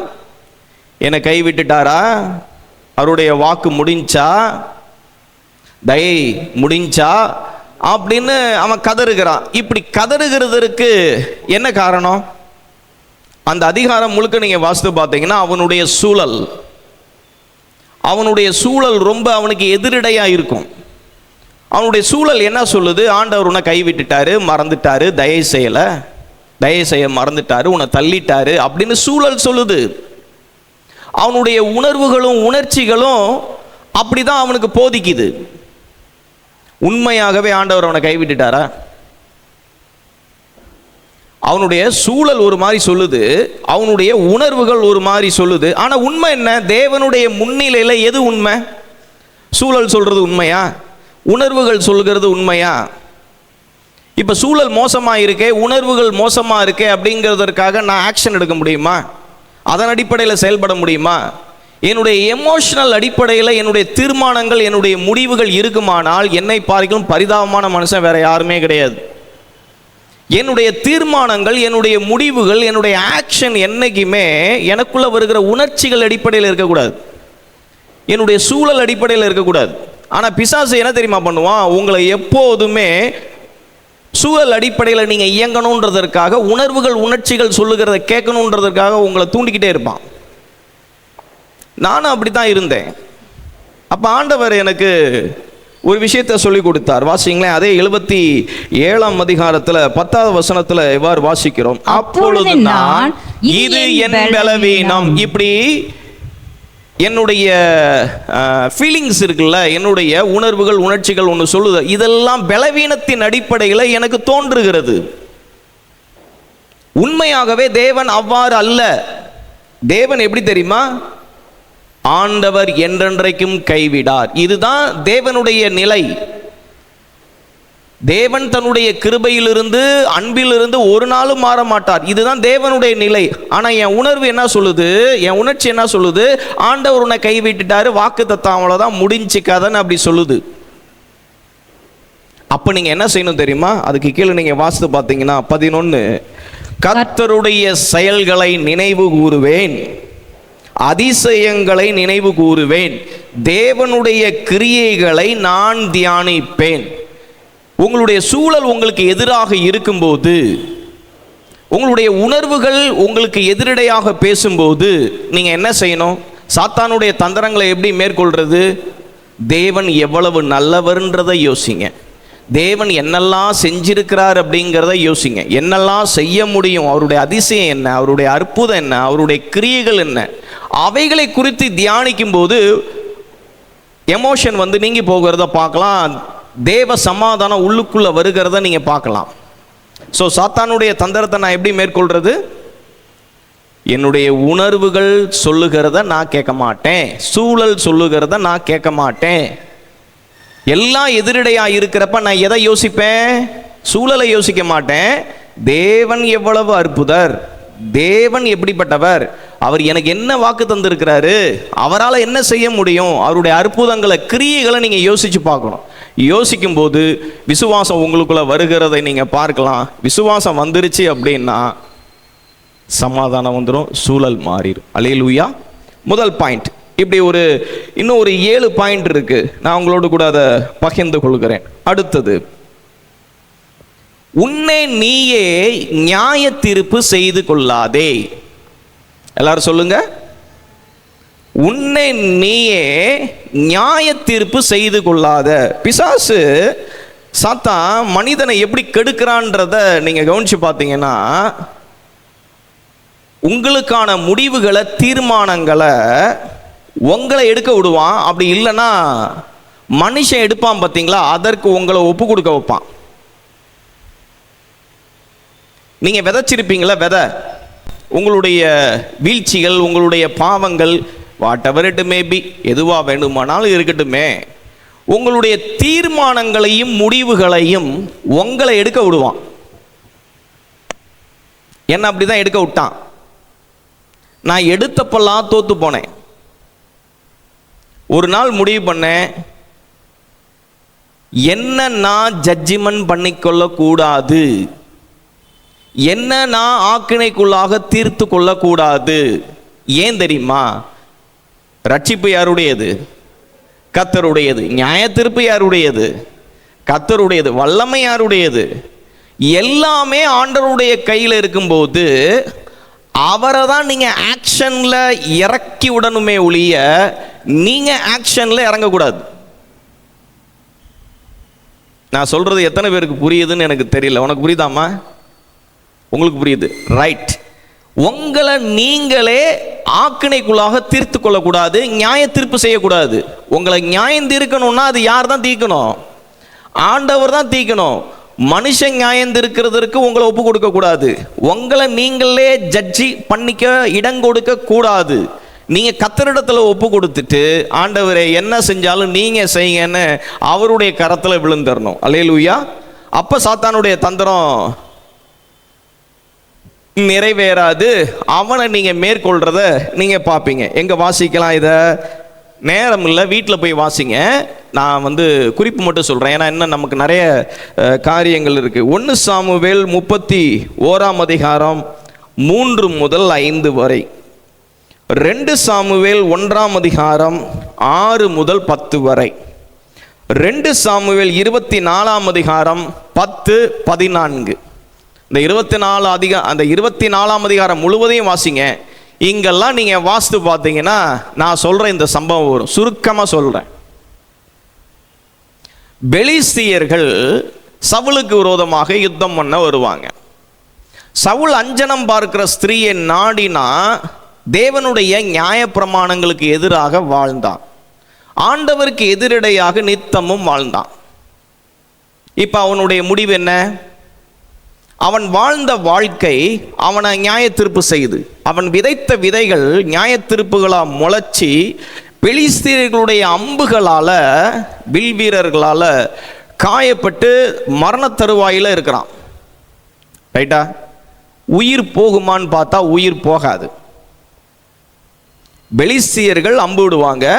அம்பு இவன் மேலே பட்டு இவன் மரணத்துக்கு எதுவாக தள்ளப்படுவான்.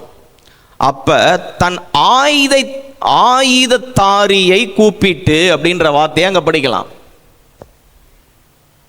அவனை கூப்பிட்டு உன் பட்டயத்தினால என்னை வெட்டு அப்படின்னு மனிதர் கையில விழுவான். இவன் ராஜா இல்லையா, அவன் விழமாட்டான். தன்னுடைய பட்டயத்தை எடுத்து நட்டு வச்சு அது மேல விழுவான். தன்னுடைய நியாய தீர்ப்பை தானே தேடிக்கொள்வான். ஆண்டவர் என்னைக்குமே நம்மளை ஜட்ஜ்மெண்ட் செய்யவே மாட்டார். நல்லா தெரிஞ்சுக்கங்க. உயிரோடு இருக்கின்ற வரைக்கும் உங்களுக்கு நம்பிக்கை உண்டு, உங்களுக்கு ரட்சிப்பு உண்டு, உங்களுக்கு மீட்பு உண்டு. ஆனால் இவன் தன்னுடைய சாவை மனுஷன் கையில் முதலாவது ஒப்பு கொடுக்குறான். அவன் முடியாதுன்னு சொன்ன உடனே தன்னுடைய பட்டயத்தை எடுத்து தான் அது மேலே விழுகிறான். அப்பவாவது ஆண்டவர் அவனை ஒப்பு கொடுத்தாரா? அப்பவும் ஆண்டவர் அவனை ஒப்பு கொடுக்கல. உயிர் போகாது. நல்லா புரிஞ்சுக்கிங்க. ஆண்டவருடைய அனுமதி இல்லாம உயிர் போகவே போகாது. உயிர் போகல.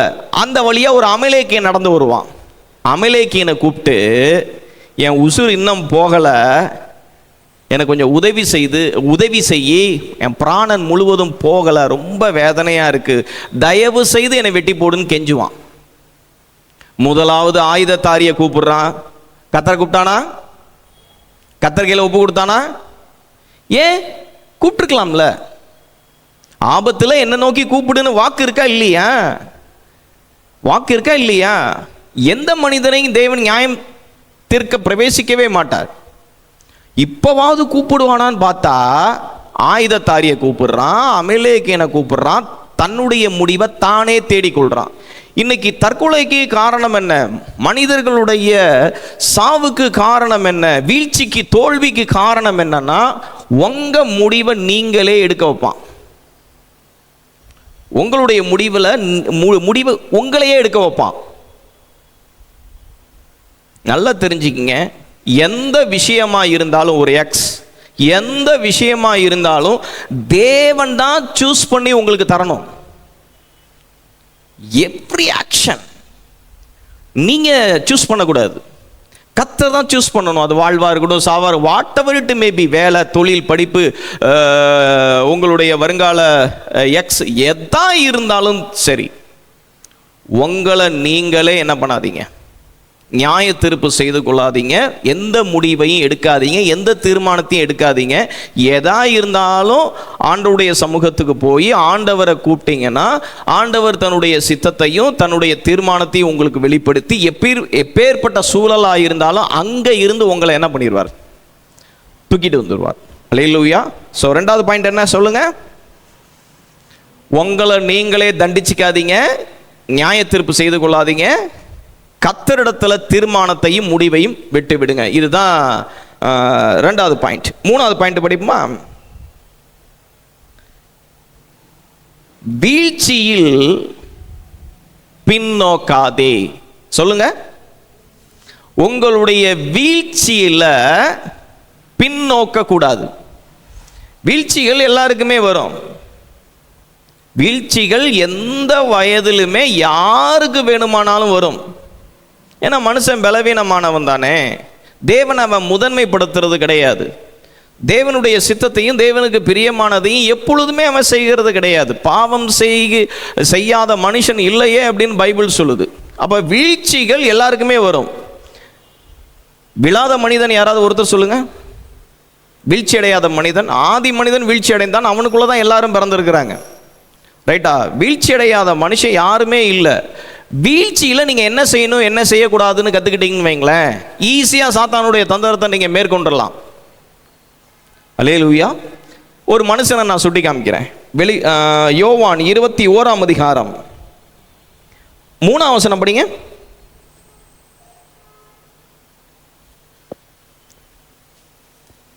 அதுக்கு முன்னாடி லூக்கா 22:62 படிங்க. லூக்கா 22:62.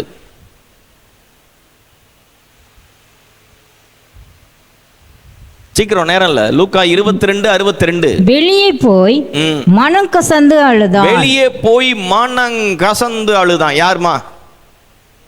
பேதுரு. எதற்காக அழுதான்? ஆண்டவரை மறுதலிச்சிட்டான். அதை அவனால் சகித்து கொள்ளவே முடியல, ஜீரணித்து கொள்ளவே முடியல. மனங்கசந்து அழுகிறான். இப்படி நான் துரோகம் பண்ணிட்டேனே, மறுதலிச்சிட்டேன்னு மனங்கசந்து அழுகிறான். இந்த மனங்கசந்து அழுதுகிறத நீங்க கவனிச்சு பார்த்தீங்கன்னா ஒரு பாயிண்ட்ல என்னவாது யோவான் 21:3 படிங்க. சீமோன் பேதுரு மற்றவர்களை நோக்கி மீன் பிடிக்க போகிறேன் என்றான்.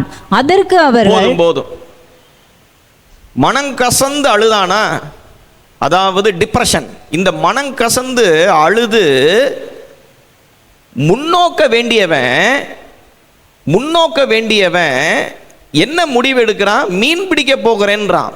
ஏன்? காரணம் என்ன? டிப்ரெஷன், மனசோர்வு, குற்ற மனசாட்சி அவனை வாதிக்குது. எந்த முகத்தோடு நான் போய் குருநாதர் முன்னிலையில் நிற்பேன்? நான் இப்படி செஞ்சிருக்க கூடாது, நான் இப்படி செஞ்சிட்டேன். எந்த முகத்தை வச்சுட்டு இனிமேட்டு பைபிளை தூக்குவேன்? எந்த முகத்தை வச்சுக்கிட்டு இனி வேதாகமத்தை நான் படிப்பேன்? எந்த முகத்தை வச்சுக்கிட்டு ஆலயத்துக்கு போவேன்? எந்த முகத்தை வச்சுக்கிட்டு அவர் முகத்தில் முழிப்பேன்? நான் அருகதையற்றவன்னு அவன் என்ன ஒரு முடிவு எடுக்கிறான்? விட்டு வந்த தொழிலையே பார்க்கலாம் அப்படின்னு சொல்லிட்டு அவன் பின்னோக்குறான். சரியான முடிவா? சரியான முடிவாமா? சரியான முடிவு கிடையாது. சரியான முடிவு கிடையாது. நல்லா கவனிங்க. பின் வாங்குறனால, கைவிடுகின்றனால, நீங்க ஒன்றை ஆண்டவர் உங்க கையில கொடுத்துருப்பாரு. அதை கைவிடுகிறனால, பின்வாங்குறனால எந்த விதமான நல்ல மாற்றம் உங்களுக்கு கிடைக்கவே கிடைக்காது. மாறா வீழ்ச்சி இன்னும் கூடிக்கிட்டே இருக்குமே ஒழிய பின்வாங்குறனால எந்த விதமான நன்மையுமே கிடையாது. அது உங்களுக்கு வளர்ச்சியை உண்டு பண்ணாது, மாறாக உங்களுக்கு தீமையைத்தான் வருவிக்கும். நீங்க பின்வாங்கிறதுக்கு பதிலாக அங்கதான் ஆண்டவர் இருக்கிறார். அங்கதான் ஆண்டவர் இருக்கிறாரு. கொஞ்சம் நீங்க போய் ஆண்டவர்கிட்ட உங்களுடைய நிலைமையை நீங்க சொல்லி உங்களை நீங்க தாழ்த்தி அவர்கிட்ட வேண்டிக்கிட்டீங்கன்னு வைங்களேன், உங்களுடைய உணர்வு மாறும், உணர்ச்சி மாறும், சூழல் மாறும், தீர்மானம் மாறும். யோனாவின் குமாரனாகிய சீமோனே, என்னை நேசிக்கிறியா, என்னை நேசிக்கிறியா, என்னை நேசிக்கிறேன்னு ஆண்டவர் அவனிடத்துல வந்து அவனை தேடி வந்து நிற்கிறத நீங்கள் பார்க்கலாம். அவனை அவர் தேடி வருவான்னு பேதுரு நினச்சி பார்த்துருப்பானா? பேதுரு நினச்சி பார்த்துருப்பானா? பேதுரு நினச்சே பார்த்துருக்க மாட்டான். என்னையும் தேடி வருவார் ஆண்டவர், என்னையும் தேடி ஏற்கனவே சந்திச்சிட்டாரு. சந்திச்சு இருந்தும் அந்த டிப்ரெஷன்ல இருந்து அவனால் மீள முடியல. நினைச்சு பார்த்து பின்வாங்கிறதே அவனுடைய பலவீனமா இருக்கு. ஆனா ஆண்டவர் அவனை தேடி வர்றார். ஆகவே உங்களை தேடி வருகின்ற ஆண்டவர், வீழ்ந்து போனாலும் உங்களை தேடி வருகின்ற ஆண்டவர் ஒருத்தர் இருக்கிறார். அவர் தான் உங்களுடைய இரட்சகர், உங்களுடைய மீட்பர், உங்களுடைய பலவீனங்களில் உங்களுக்கு உதவுகின்றவர். அவரா பார்த்து போன்னு சொன்னா பரவாயில்ல, அவரா பார்த்து நீ எனக்கு வேண்டாம் அப்படின்னு சொன்னா பரவாயில்ல. ஆனா அவர் ஒரு நாளும் போன்னு சொல்ல மாட்டார், வேண்டான்னு சொல்ல மாட்டார். ஏன் தெரியுமா? ரோமர் 11:29 படிங்க. ரோமர் 11:29. தேவனுடைய கிருபை வரங்களும் அவர்களை அழைத்த அழைப்பும் மாறாதவைகளே. அப்படின்னா என்னமா அர்த்தம்? வாலிப பிள்ளைகளே சொல்லுங்க, இந்த வசனத்தினுடைய அர்த்தம் என்ன? ஆண்டவர் கொடுத்த அன்பளிப்பு இருக்கு இல்லையா? கிருபை வரங்கள் அப்படின்னா என்ன அர்த்தம்னா அன்பளிப்புகள், ரைட்டா? அன்பளிப்புகள், அவருடைய அழைப்பு, இவைகள் மாறாதவைகள்னு என்ன தெரியுமா? ஆங்கிலத்தில் நீங்க வாசித்து பார்த்தீங்கன்னா irrevocable என்னன்னா திரும்ப பெற்றுக்கொள்ளப்பட மாட்டாது. ஆண்டவர் உங்களை கூப்பிட்டு உன்னை கொடுத்துட்டாருன்னு வைங்களேன், உங்களை கூப்பிட்டு உன்னை கொடுத்துட்டாரு, உங்களுக்கு ஒரு கிஃப்ட் கொடுத்துட்டாரு, உங்களுக்கு ஒரு அழைப்பு கொடுத்துட்டாரு, உங்களுக்கு ஒரு வாக்கு கொடுத்துட்டாரு, உங்களோட உடன்படிக்கை பண்ணிட்டாரு, உங்களுக்கு ஆணையிட்டு கொடுத்துட்டாரு, ஏதாவது ஒன்றை உங்களை கூப்பிட்டு கொடுத்துட்டாருன்னு வைங்களேன். உங்களுக்கென்று ஒரு திட்டத்தை வச்சிருக்கிறாரு, உங்களுக்கென்று ஒரு திருமணத்தை வச்சிருக்கிறாரு, அதை உங்களுக்கு வெளிப்படுத்தி இதை நான் உங்களுக்கு செய்வேன்னு சொல்லிட்டாருன்னு வைங்களேன். அந்த விஷயம் எந்த ஒரு காரணத்தை முன்னிட்டும், இன்க்ளூட உங்களுடைய வீழ்ச்சியா இருக்கலாம், மனிதர்களுடைய சூழ்ச்சியா இருக்கலாம், சாத்தானுடைய தந்திரத்தினுடைய உச்சக்கட்ட கிரியைகளா இருக்கலாம், அல்லது எந்த வல்லமையினுடைய செயல்பாடுகளா இருக்கலாம், ஒரு நாளும் அதை ஆண்டவர் என்ன பண்ண மாட்டார், புரோக் பண்ணி நீ இப்படி செஞ்சிட்டப்பா, நீ இப்படி வீழ்ந்துட்ட, நீ இப்படி செஞ்சிட்ட, கொடுத்ததை வாங்கிட்டு போயிட்டு வாடா தம்பி அப்படின்னு அனுப்பவே மாட்டார். சில உதாரணங்களை சொல்றேன். இந்த இடத்துல ஆவியானவர் கீ சேரனால நான் கொஞ்சம் கூடுதலாக ரெஃபரன்ஸ் தரேன். ஆதாம் விழுந்து போனானா? ஏவாள் விழுந்து போனாலா? என்ன செஞ்சிருக்கலாம்? போய் வாங்க மக்களே சொல்லியிருக்கலாம்ல. அவங்கள மீட்கிறதுக்காக தம்மையே கொடுத்தாரா இல்லையா? ஏன்னா அவருடைய திட்டம் மாறாதது. மனுக்குலத்தை குறித்த அவருடைய திட்டம் இர்ரிவோக்கபிள். பேதுருவை குறித்த திட்டம் இர்ரிவோக்கபிள். தாவீது விழுந்து போனால, தாவீதை குறித்த திட்டம் இர்ரிவோக்கபிள். அன்பளிப்பு மாறாது, திட்டம் மாறாது, தீர்மானம் மாறாது. அதனால தான் நான் உங்கள்கிட்ட சொல்லிட்டு இருக்கிறேன், நீங்களே தீர்மானம் எடுத்துக்கிட்டு, நீங்களே முடிவு எடுத்துக்கிட்டு, நீங்களே போகாதீங்க பேதுரு செஞ்ச மாதிரி. அதனால தான் நான் உங்களுக்கு சொல்றேன். அல்லேலூயா. நான் சொல்றது புரியுதாமா? ரைட், அடுத்த பாயிண்ட்டுக்கு வாங்க.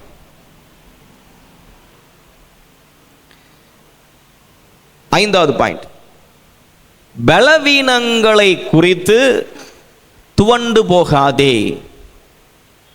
சாகுற வரைக்கும், ஸ்பிரிச்சுவலா இருக்கட்டும், பிசிக்கலா இருக்கட்டும், சாகுற வரைக்கும் சில பலவீனங்கள் உங்களை ஃபாலோ பண்ணிட்டு தான் இருக்கும். சில பலவீனங்கள் பிசிக்கலா நிறைய பலவீனம் வரும். ஸ்பிரிச்சுவலா நம்ம எல்லா நேரத்திலையும் தேவனுடைய சத்தம் கேட்டு வாழ்றது கிடையாது. தேவனுடைய சத்தம் கேட்டு சித்தம் செஞ்சு வாழ்ந்தா நோ ப்ராப்ளம். தேவனால் உண்டானவன் தேவனுடைய வசனங்களுக்கு செவி கொடுக்கிறான். தேவனுடைய வித்து அவனுக்குள் தரித்திருக்கிறது. ஆகவே அவன் தேவனால் பிறந்தபடியினால் பாவத்திலே நிலை கொண்டுறான், வசனம் சொல்லுது. ஆனால் அது மாதிரி மனிதன் செய்கின்றது இல்லை. சில பலவீனங்களின் நிமித்தம் அவன் என்ன பண்ணுறான், சோர்ந்து போகிறான், வீழ்ச்சி அடைகின்றான். இப்போ இந்த பலவீனத்தை எடுத்து போட சொல்லி நாம் ஆண்டவரை மன்றாடுகின்றோம். ஆண்டவர்கிட்ட கேட்குறோம், இந்த ராஜாவை எடுத்து போடுங்க, இந்த ராஜ்யத்தை எடுத்து போடுங்க, இவன் நம்மளை தொந்தரவு பண்ணுறான், டிஸ்டர்ப் பண்ணுறான், இது எனக்கு இடையூறாக இருக்குது, இது எனக்கு முள்ளாக இருக்குது, இதை எடுத்து போடுங்க, இதை எடுத்து போடுங்கன்னு நம்முடைய பலவீனங்களை குறித்து நம்ம ஆண்டவர்கிட்ட மன்றாடுறோம். ஆண்டவர் என்ன சொல்லணும்? சரிப்பா, உனக்கு இதுதானே இடையூறாக இருக்குது, இதுதானே உனக்கு பிரச்சனை, உன் வளர்ச்சிக்கு இதானே இடையூறாக இருக்குது, நான் எடுத்து போடுறேன்னு எடுத்து போட்டுடலாம்ல, போட்டுடலாமா கூடாதா? ஆனால் ஆண்டவர் அப்படி போடுறதில்ல. எங்கே வாசிக்கிறோம்? 2 கொரிந்தியர் 12ஆம் அதிகாரம். நான் இதை கொஞ்சம் டீப்பாக நான் சொல்கிறேன், இங்கேயும் ஆவியானவர் கிரியை செய்கிறத நான் உணர்றேன். 2 கொரிந்தியர் 12ஆம் அதிகாரம் 7 முதல் 10 வரைக்கும் நீங்கள் வாசித்து பார்த்தீங்கன்னா, அது என்னை குட்டும் சாத்தானுடைய தூதனாய் இருக்கிறது, என்னை விட்டு நீங்கும்படிக்கு நான் தேவனிடத்தில் 3 தரம் வேண்டிக் கொண்டேன். அதற்கு அவர், இல்லடா, என் கிருபை உனக்கு உன் பலவீனத்தில். ரைட்டா? அப்ப பலவீனம் நீங்குச்சா? பிசிக்கலா பலவீனம் நீங்குச்சா? பிசிக்கலா பலவீனம் நீங்கல, ஆனா பலவீனம் அவனை தடுத்துச்சா? அவன் கர்த்தரிடத்துல பெற்ற பணியை நிறைவேற்ற கூடாதபடிக்கு அந்த பலவீனம் அவனை தடுத்துச்சா? அந்த பலவீனத்தின் நிமித்தம் செய்ய வேண்டியவைகளை செய்யாதபடிக்கு அவன் தேக்க நிலையில் இருந்தானா? பலவீனத்தினால அவனுக்கு நஷ்டம் என்ன? சொல்லுங்க, ஒன்று சொல்லுங்க. உன் பலவீனத்தினால உனக்கு நஷ்டம் என்ன? கிரைஸ்டுக்கு அவுட்ல நீ இருந்தீன்னா உன் பலவீனத்தில் உனக்கு நஷ்டம் உண்டு. உன் பலவீனத்தினால உனக்கு நஷ்டம் உண்டு. உன் பலவீனத்தின் நிமித்தம் நீ ஒன்றுமே செய்ய முடியாது கிரைஸ்டுக்கு அவுட்ல இருந்தா. ஆனா இன் கிரைஸ்ட் வாழ்க்கை, நீ கிறிஸ்துவுக்குள்ள இருந்தீனா உன்னுடைய பலவீனம் உன்னை தடுக்காது, ஆனா அது நீங்காது.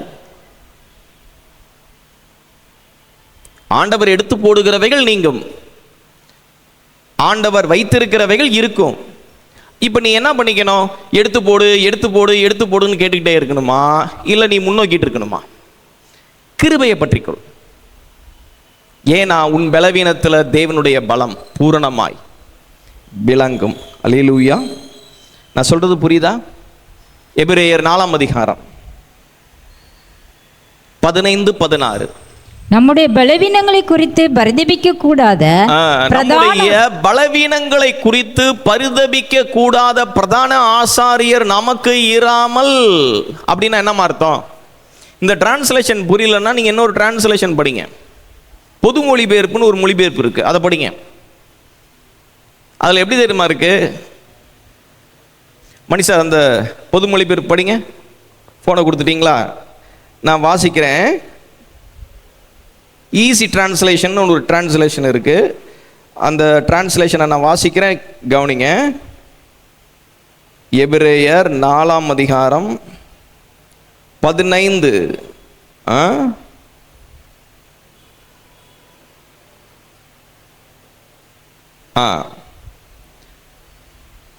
என்னுடைய பிரதான ஆசாரியர் என்னுடைய பலவீனத்தை கண்டு இரக்கம் காட்ட இயலாதவர் அல்ல. என்னுடைய பலவீனத்தை கண்டு எனக்காக பரிதபித்து இரக்கம் காட்டுகின்றவர். பலவீனமா இருக்கிறான், போயிட்டு வா தம்பி, உன்னால எனக்கு யூஸ் கிடையாது அப்படின்னு சொல்றது இல்லை. பலவீனத்தை கண்டு பரிதாபப்பட்டு இரக்கம் காண்பிக்கின்றவர். ஆகவே ஏற்ற சமயத்தில் சகாயம் செய்யும் கிருபையை அடைய தைரியமா அருள் நிறைந்த அரியணைக்கு கிட்டி வா. கிருபாசனன் போட்டிருக்கல, அப்படின்னா என்ன? அருள் நிறைந்த அரியணை, கிருபை நிறைந்த இடம் தான் கிருபாசன பெட்டி. ரைட்டா? ஆகவே உங்களுடைய பலவீனங்களை குறித்து பரிதாபம் கொள்ளுகின்றவர் அவர் இருக்கிறார். அந்த பலவீனத்தில் தன்னுடைய பலத்தை வைக்கிறவர் நமக்கு ஒருவர் இருக்கிறார். ஆகவே பலவீனத்தை குறித்து நீங்க ஏன் ஒரி பண்ணணும்? உங்க பலவீனத்தை குறித்து நீங்க ஏன் ஒரி பண்றீங்க? கேட்டு பார்த்தீங்க, 3 தரம் வேண்டிக்கிட்டீங்க, 3 தரம் வேண்டிக்கிட்டீங்க, அவர் எடுக்கல. இப்போ என்ன செய்யலாம்? தேக்க நிலையிலே இருக்கலாமா? இல்லை திசை மாறலாமா? இல்லை பின்வாங்கலாமா? எடுத்தாதான் முன்னோக்குவேன்னு சொல்ல முடியுமா? எடுத்து போட்டாதான் முன்னோக்குவேன், உடைய ஊழியத்தை செய்வேன், கிறிஸ்துவுக்குள்ள முன்னேறுவேன் சொல்லலாமா? அல்லேலூயா. பலவீனங்களை குறித்து துவண்டு போகாதே, ஏனென்றால் உன் பலவீனத்தில் தேவனுடைய கிருபையும் பலமும் பரிபூரணமாக இறங்கி வரும். 6வது பாயிண்ட், முக்கியமான பாயிண்ட், மாயைகள் மீது மனதை பறிகொடுக்காதே. சொல்லுங்க, மாயைகள் மீது மனதை பறிகொடுக்காதே. மாயைனா என்னம்மா?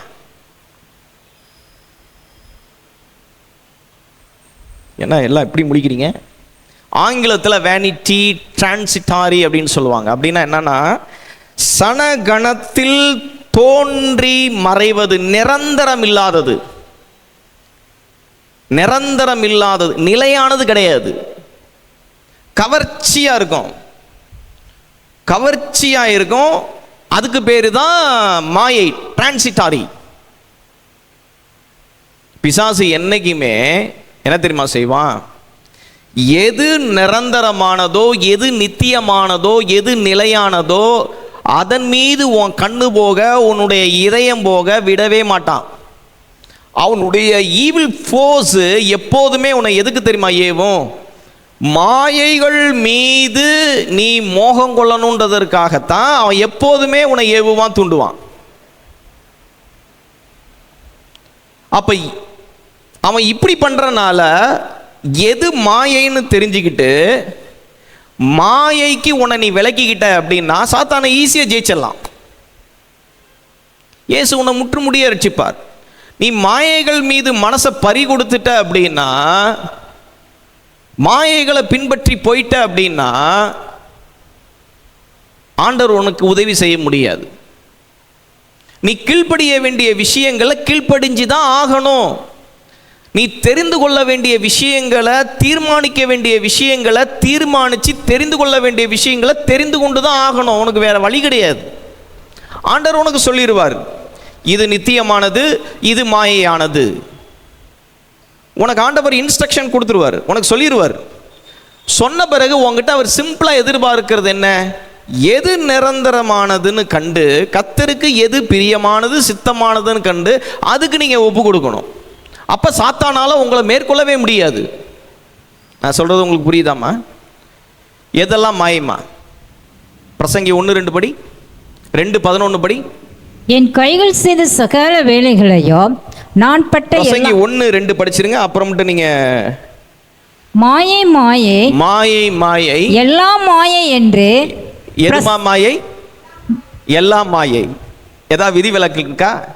உன் வயசு, உன் அழகு, பணம், உன் படிப்பு, பொண்ணு, வெள்ளி, உடை, இருப்பிடம், what ever it may be, எல்லாம் மாயை. எதன் மீது உன் மனசை வைக்கணும்? உன்னுடைய பொக்கிஷம் எதுவோ அதன் மீது தான் உன்னுடைய இருதயம் இருக்கும். தெரியுமா? ஒருத்தன் ஆலயத்துக்கு வந்துட்டு இருந்தானா, வர வழியில் ஒரு 10 பவுன் சங்கிலி கீழே கிடந்திருக்கு. நம்மால் என்ன பண்ணியிருக்கிறான், அந்த 10 பவுன் சங்கிலியை எடுத்து கொண்டு போய் வீட்டில் வச்சுட்டு ஆலயத்துக்கு வந்திருக்கான். ஆலயத்துக்கு வந்தவன் பாடல் வேலை முடிஞ்சு, சங்கீத வேலை முடிஞ்சு, செய்தி வேலை முடிஞ்சு, ஒன்று கூட காதில் போகல. ஏன்? காதுக்கு ஏறவே இல்லை. ஏன்? என்ன காரணம்?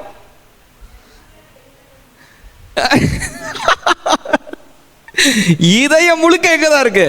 அப்ப அவனை பொறுத்த வரைக்கும் பொக்கிஷம் எது? பொக்கிஷம்னா என்னன்னா செல்வம், புதையல்.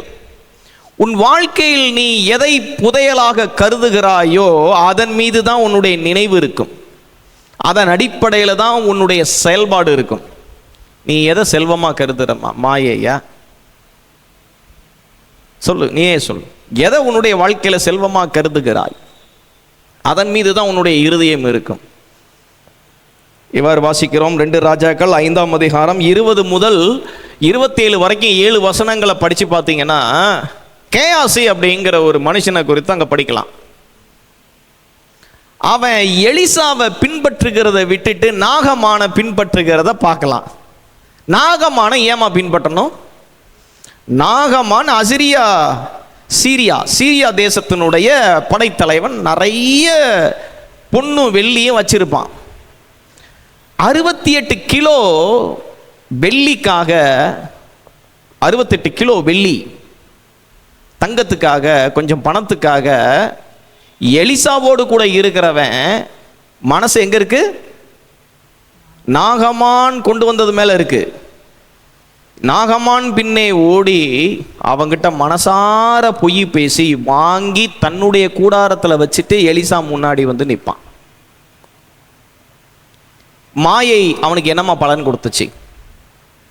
என்ன கொடுத்துச்சு? குஷ்டரோகத்தை தாம்மா தரும். மாயை குஷ்டரோகத்தை மட்டும்தான் தரும். வெறுமை, அதாவது நீ எதை விதைக்கிறையோ அதுதான் அறுவடை செய்வ. நீ மாயை விதைப்பாயானால் மாயை தான் அறுவடை செய்வாய். நீ நித்தியத்தை விதைப்பாயானால் நித்தியத்தை தான் நீ அறுவடை செய்வாய். ஏன் மோசை ஆண்டவர் தெரிந்து கொண்டார் தெரியுமா? ஏன் மோசையை தெரிந்து கொண்டார்? ஆனால் எனக்கு ஒன்று நல்லா தெரியுது, நீங்கள் பைபிளை நல்லாவே படிக்கிறது இல்லைன்னு தெரியுது.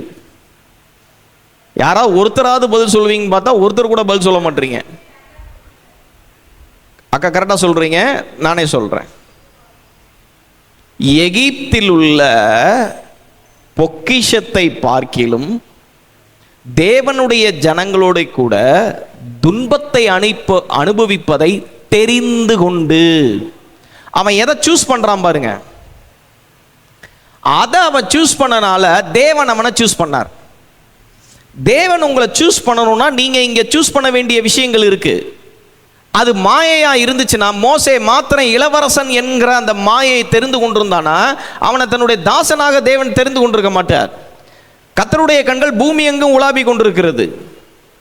கர்த்தருடைய கண்கள் பூமி எங்கும் உலாவி கொண்டிருக்கிறது. நித்தியத்துக்காக தெரிந்து கொள்ள, தன்னுடைய ராஜாங்கத்துக்காக தெரிந்து கொள்ள கர்த்தருடைய கண்கள் பூமி எங்கும் உலாவுகிறது. நீங்க மாயை தெரிந்து கொள்ளாம அவருக்கு எது உகந்தது நித்தியமானதுன்னு தெரிந்து கொண்டா உங்களை அவர் தெரிந்து கொள்வார். ரொம்ப சிம்பிள். சாத்தானால உங்களை மேற்கொள்ளவே முடியாது. நீங்க முற்றுமுடிய ரட்சிக்கப்படுவீங்க. அல்லேலூயா. சரி, கடைசி பாயிண்ட், 7வது பாயிண்ட். மாறாத அன்பையும் கிருபையையும் பற்றிக்கொள். சொல்லுங்க. அன்சேஞ்சிங் லவ் ஆஃப் காட் அப்படின்னு சொல்லுவாங்க ஆங்கிலத்தில். மாறாத தேவனுடைய அன்பு, மாறாத தேவனுடைய கிருபை, இதை நீங்க பற்றி கொள்ளணுமே ஒழிய அதை தாண்டி நீங்க எதையையும் பற்றி கொள்ளக்கூடாது, நினைக்கக்கூடாது. எல்லாமே வரும், எல்லாமே உங்கள் மேல மோதும், என்ன வேணுமானாலும் நடக்கும். எல்லா சூழல்லையும் நிலை மாறாத தேவ அன்பை கிருபையை நீங்க பற்றிக்கிட்டீங்கன்னு வைங்களேன், சத்தியத்தை பற்றிக்கிட்டீங்கன்னு வைங்களேன், நிச்சயமாகவே நீங்க ஜெயம் பெறுவது உறுதி, நிச்சயம். அல்லேலூயா. மாறாத அன்பை நான் சொல்லட்டுமா? ஓசியா 1ஆம் அதிகாரம் 2ஆம் வசனமும் 3ஆம் அதிகாரம் 1ஆம் வசனமும், இந்த 2 வசனங்களை வீட்டில் போய் வாசிங்க. நான் சுருக்கமாக சொல்லிடுறேன். 1, 2, 3, 1. கர்த்தர் ஓசியாவை கொண்டு உரைக்க தொடங்கின போது கர்த்தர் ஓசியாவை நோக்கி, நீ போய் ஒரு சோர ஸ்திரீயையும் சோர பிள்ளைகளையும், அப்படின்னா என்னம்மா? உன்னிடமாய் சேர்த்துக்கொள்னு சொல்றார். அப்படின்னா என்ன? சோர ஸ்திரீனா என்ன, சோர பிள்ளைகள்னா என்ன? நம்ம மொழிபெயர்ப்பு டஃப்பான மொழிபெயர்ப்பு. சீகன் பால்க்கு வாழ்ந்த காலங்களில்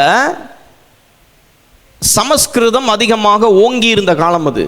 தமிழை விட சமஸ்கிருதம், பிராமணர்கள் கையில் ஆட்சி இருந்துச்சு, சமஸ்கிருதம் ரொம்ப ஓங்கி இருந்துச்சு. அந்த காலகட்டத்தில் தமிழர்கள் என்ன உச்சரித்தாங்களோ அதை தான் அவர் மொழிபெயர்த்தார். சோர ஸ்திரீனா என்னன்னா விபச்சார ஸ்திரீ, அவ்வளோதான், வேற ரொம்ப சிம்பிள். ஒரு விபச்சார ஸ்திரீய, விபச்சாரத்தில் தன் குழந்தைகளை பெற்றெடுத்த ஒரு பெண்ணை திருமணம் செய்யணும் யார் யாருக்கிட்ட சொல்றது? அப்படி சொல்லுவாரம்மா? சொல்லுவாரா மாட்டாரா? சொல்லியிருக்கிறார்ல. ஆனால் இவன் எவ்வளோ பெரிய தியாகி பாருங்க, இவன் பெரிய தியாகி.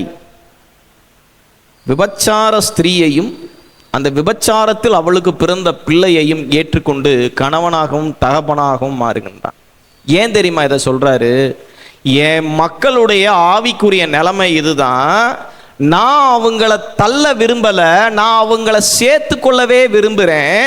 அவங்கள நான் சேர்த்து கொள்ள விரும்புகிறேன்றத நீங்க அவங்க கிட்ட போய் நீ அவங்க கிட்ட போய் சொல்லுன்றதுக்காக ஆண்டவர் இப்படி செய்ய சொல்ற. உன் நிலைமை எனக்கு தெரியாது, எதிர்காலங்களில் என்ன நடக்கும்னு எனக்கு தெரியாது, உனக்கும் தெரியாது.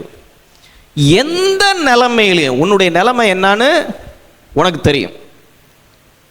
எந்த நிலைமையிலையும் உன்னுடைய நிலைமை எவ்வளவு மோசமானாலும் சரி, ஆண்டவர் உன்னை தள்ள மாட்டார், தள்ள விரும்ப மாட்டார். உன்னை சேர்த்து கொள்ளவே விரும்புகிறார். மாறாதவருடைய அன்பு, மாறாதவருடைய கிருபை. நீதிமொழிகள் 16:6 இவ்வாறு சொல்லுது, வாசிங்க. கிருபையினாலும் சத்தியத்தினாலும், கிருபையினாலும் சத்தியத்தினாலும் பாவம் நிவர்த்தியாகும். உனக்கு என்னம்மா பிரச்சனை? உனக்கு என்ன பிரச்சனை? பாவம் தானே பிரச்சனை, பாவம் தானே பிரச்சனை. பாவத்தை எப்படி நிவர்த்தியாக்கணும்னு யாருக்கு தெரியும்? இப்போ இப்படி சேர்த்துக்கொள்ள சொல்றாருல 1:2, ஓசியா 1:2 ஓசியாவை சேர்த்துக்கொள்ள சொல்றாரா? 3ஆம் அதிகாரத்தில் மீண்டும் ஓடிடுவா. ஓசியாவுக்கு சில பிள்ளைகளை மீண்டும் பெற்றுக் கொடுத்துட்டு மீண்டும் ஓசியாவை விட்டுட்டு மற்ற நேசகர்களோடு ஓடிடுவா. நேசர்கள் ஓடிடுவா. ஆண்டவர் கூப்பிடுவார், ஓசியா இங்கே வா, உன்னை விட்டு ஓடி போயிட்டாவா உன் ஒய்ஃப். ஏற்கனவே அவ இப்படி தான் இருந்தா. உன்னை போய் நான் கல்யாணம் பண்ண சொன்னேன், நீ கல்யாணம் பண்ண, பிள்ளைகளையும் பெற்றெடுத்த, திரும்பி ஓடி போயிட்டா. நீ அவளை வெறுத்துறாதரா தங்கம், அவளை தேடி போ. அவ இங்கே தான் இருக்கா, இன்னது செஞ்சிட்டு இருக்கா, போ, அவளை போய் மீட்டெடுன்றார், ரெஸ்கியூ பண்ணு. 15 வெள்ளிக்காசுக்கு 1.5 கிலோ வார் கோதுமைக்கு விலை கொடுத்து வாங்கிட்டு வருவான். இது எதுக்கம்மா செய்ய சொல்றாரு? யோசியாவை ஏன் இதை செய்ய சொல்றாரு? மீண்டும் மீண்டும் இஸ்ரவேல் புத்திரர் யெகோவாவுக்கு துரோகம் செய்து கொண்டே இருந்த போதிலும், நான் உன்னை தள்ள விரும்பல, ஆக்கினைக்குள்ளாக தீர்க்க விரும்பல, நீ வா, நான் உன்னை குணமாக்குறேன், நான் உன்னை சுத்திகரிக்கிறேன், நான் உன்னை பரிசுத்தமாக்குறேன், நான் உன்னை சேர்த்துக்கொள்ள விரும்புகிறேன்றதை குறிக்கிறதுக்காக ஆண்டவர் என்ன சொன்னாரு? இப்படி செய்ய சொன்னார். நம்ம அவளை மாதிரியா வாழ்ந்துட்டு இருக்கிறோம்? நான் ஏன் அவளை எடுக்கிறேன்னா, அவளுடைய நிலைமை அவ்வளவு மோசமா இருந்தாலும் ஓசியா சேர்த்துக்கிட்டான், தள்ளல. அதே போல யெகோவா இஸ்ரவேலுடைய நிலைமை அவ்வளவு மோசமா இருந்தாலும் இஸ்ரவேலை டிவோர்ஸ் பண்ணல. இஸ்ரவேலை இன்னைய வரைக்கும் உயிரோடு வச்சிருக்கிறார். இந்த தேசம் இன்னமும் உயிரோடு இருக்கு. இந்த தேசத்துல தான் இயேசு வந்து இறங்க போறாரு, ஆட்சி செய்ய போறாரு. இந்த தேசம் ஒரு நாள் ரட்சிக்கப்படும். ஆண்டவர் அந்த தேசத்தை டிவோர்ஸ் பண்ணவே இல்லை, கைவிடவே இல்லைல்ல. அந்த மாறாத அன்பை நினைச்சுப்பார், அந்த கிருபையை நினைச்சுப்பார். தேவத்துவத்தின் பரிபூர்ணம் எல்லாம் கிறிஸ்துவுக்குள் வாசமாய் இருக்கிறது. அவருக்குள் நீங்கள் பரிபூர்ணம் உள்ளவர்களாய் இருக்கிறீர்கள். நீ அவர்ல நிலைச்சு இருந்தீன்னா சத்தியத்தையும் அறிவாய், சத்தியம் உன்னை விடுதலையா. அல்லேலூயா. அந்த 7 பாயிண்டையும் வரிசையா சொல்லுங்க பார்க்கலாம். நான் ஜெபம் பண்ணி முடிக்க போறேன். தீமோத்தேயு வந்து நம்மளை ஜெபத்தில் நடத்துவார். வரிசையா சொல்லுங்க 7 பாயிண்ட்டும்.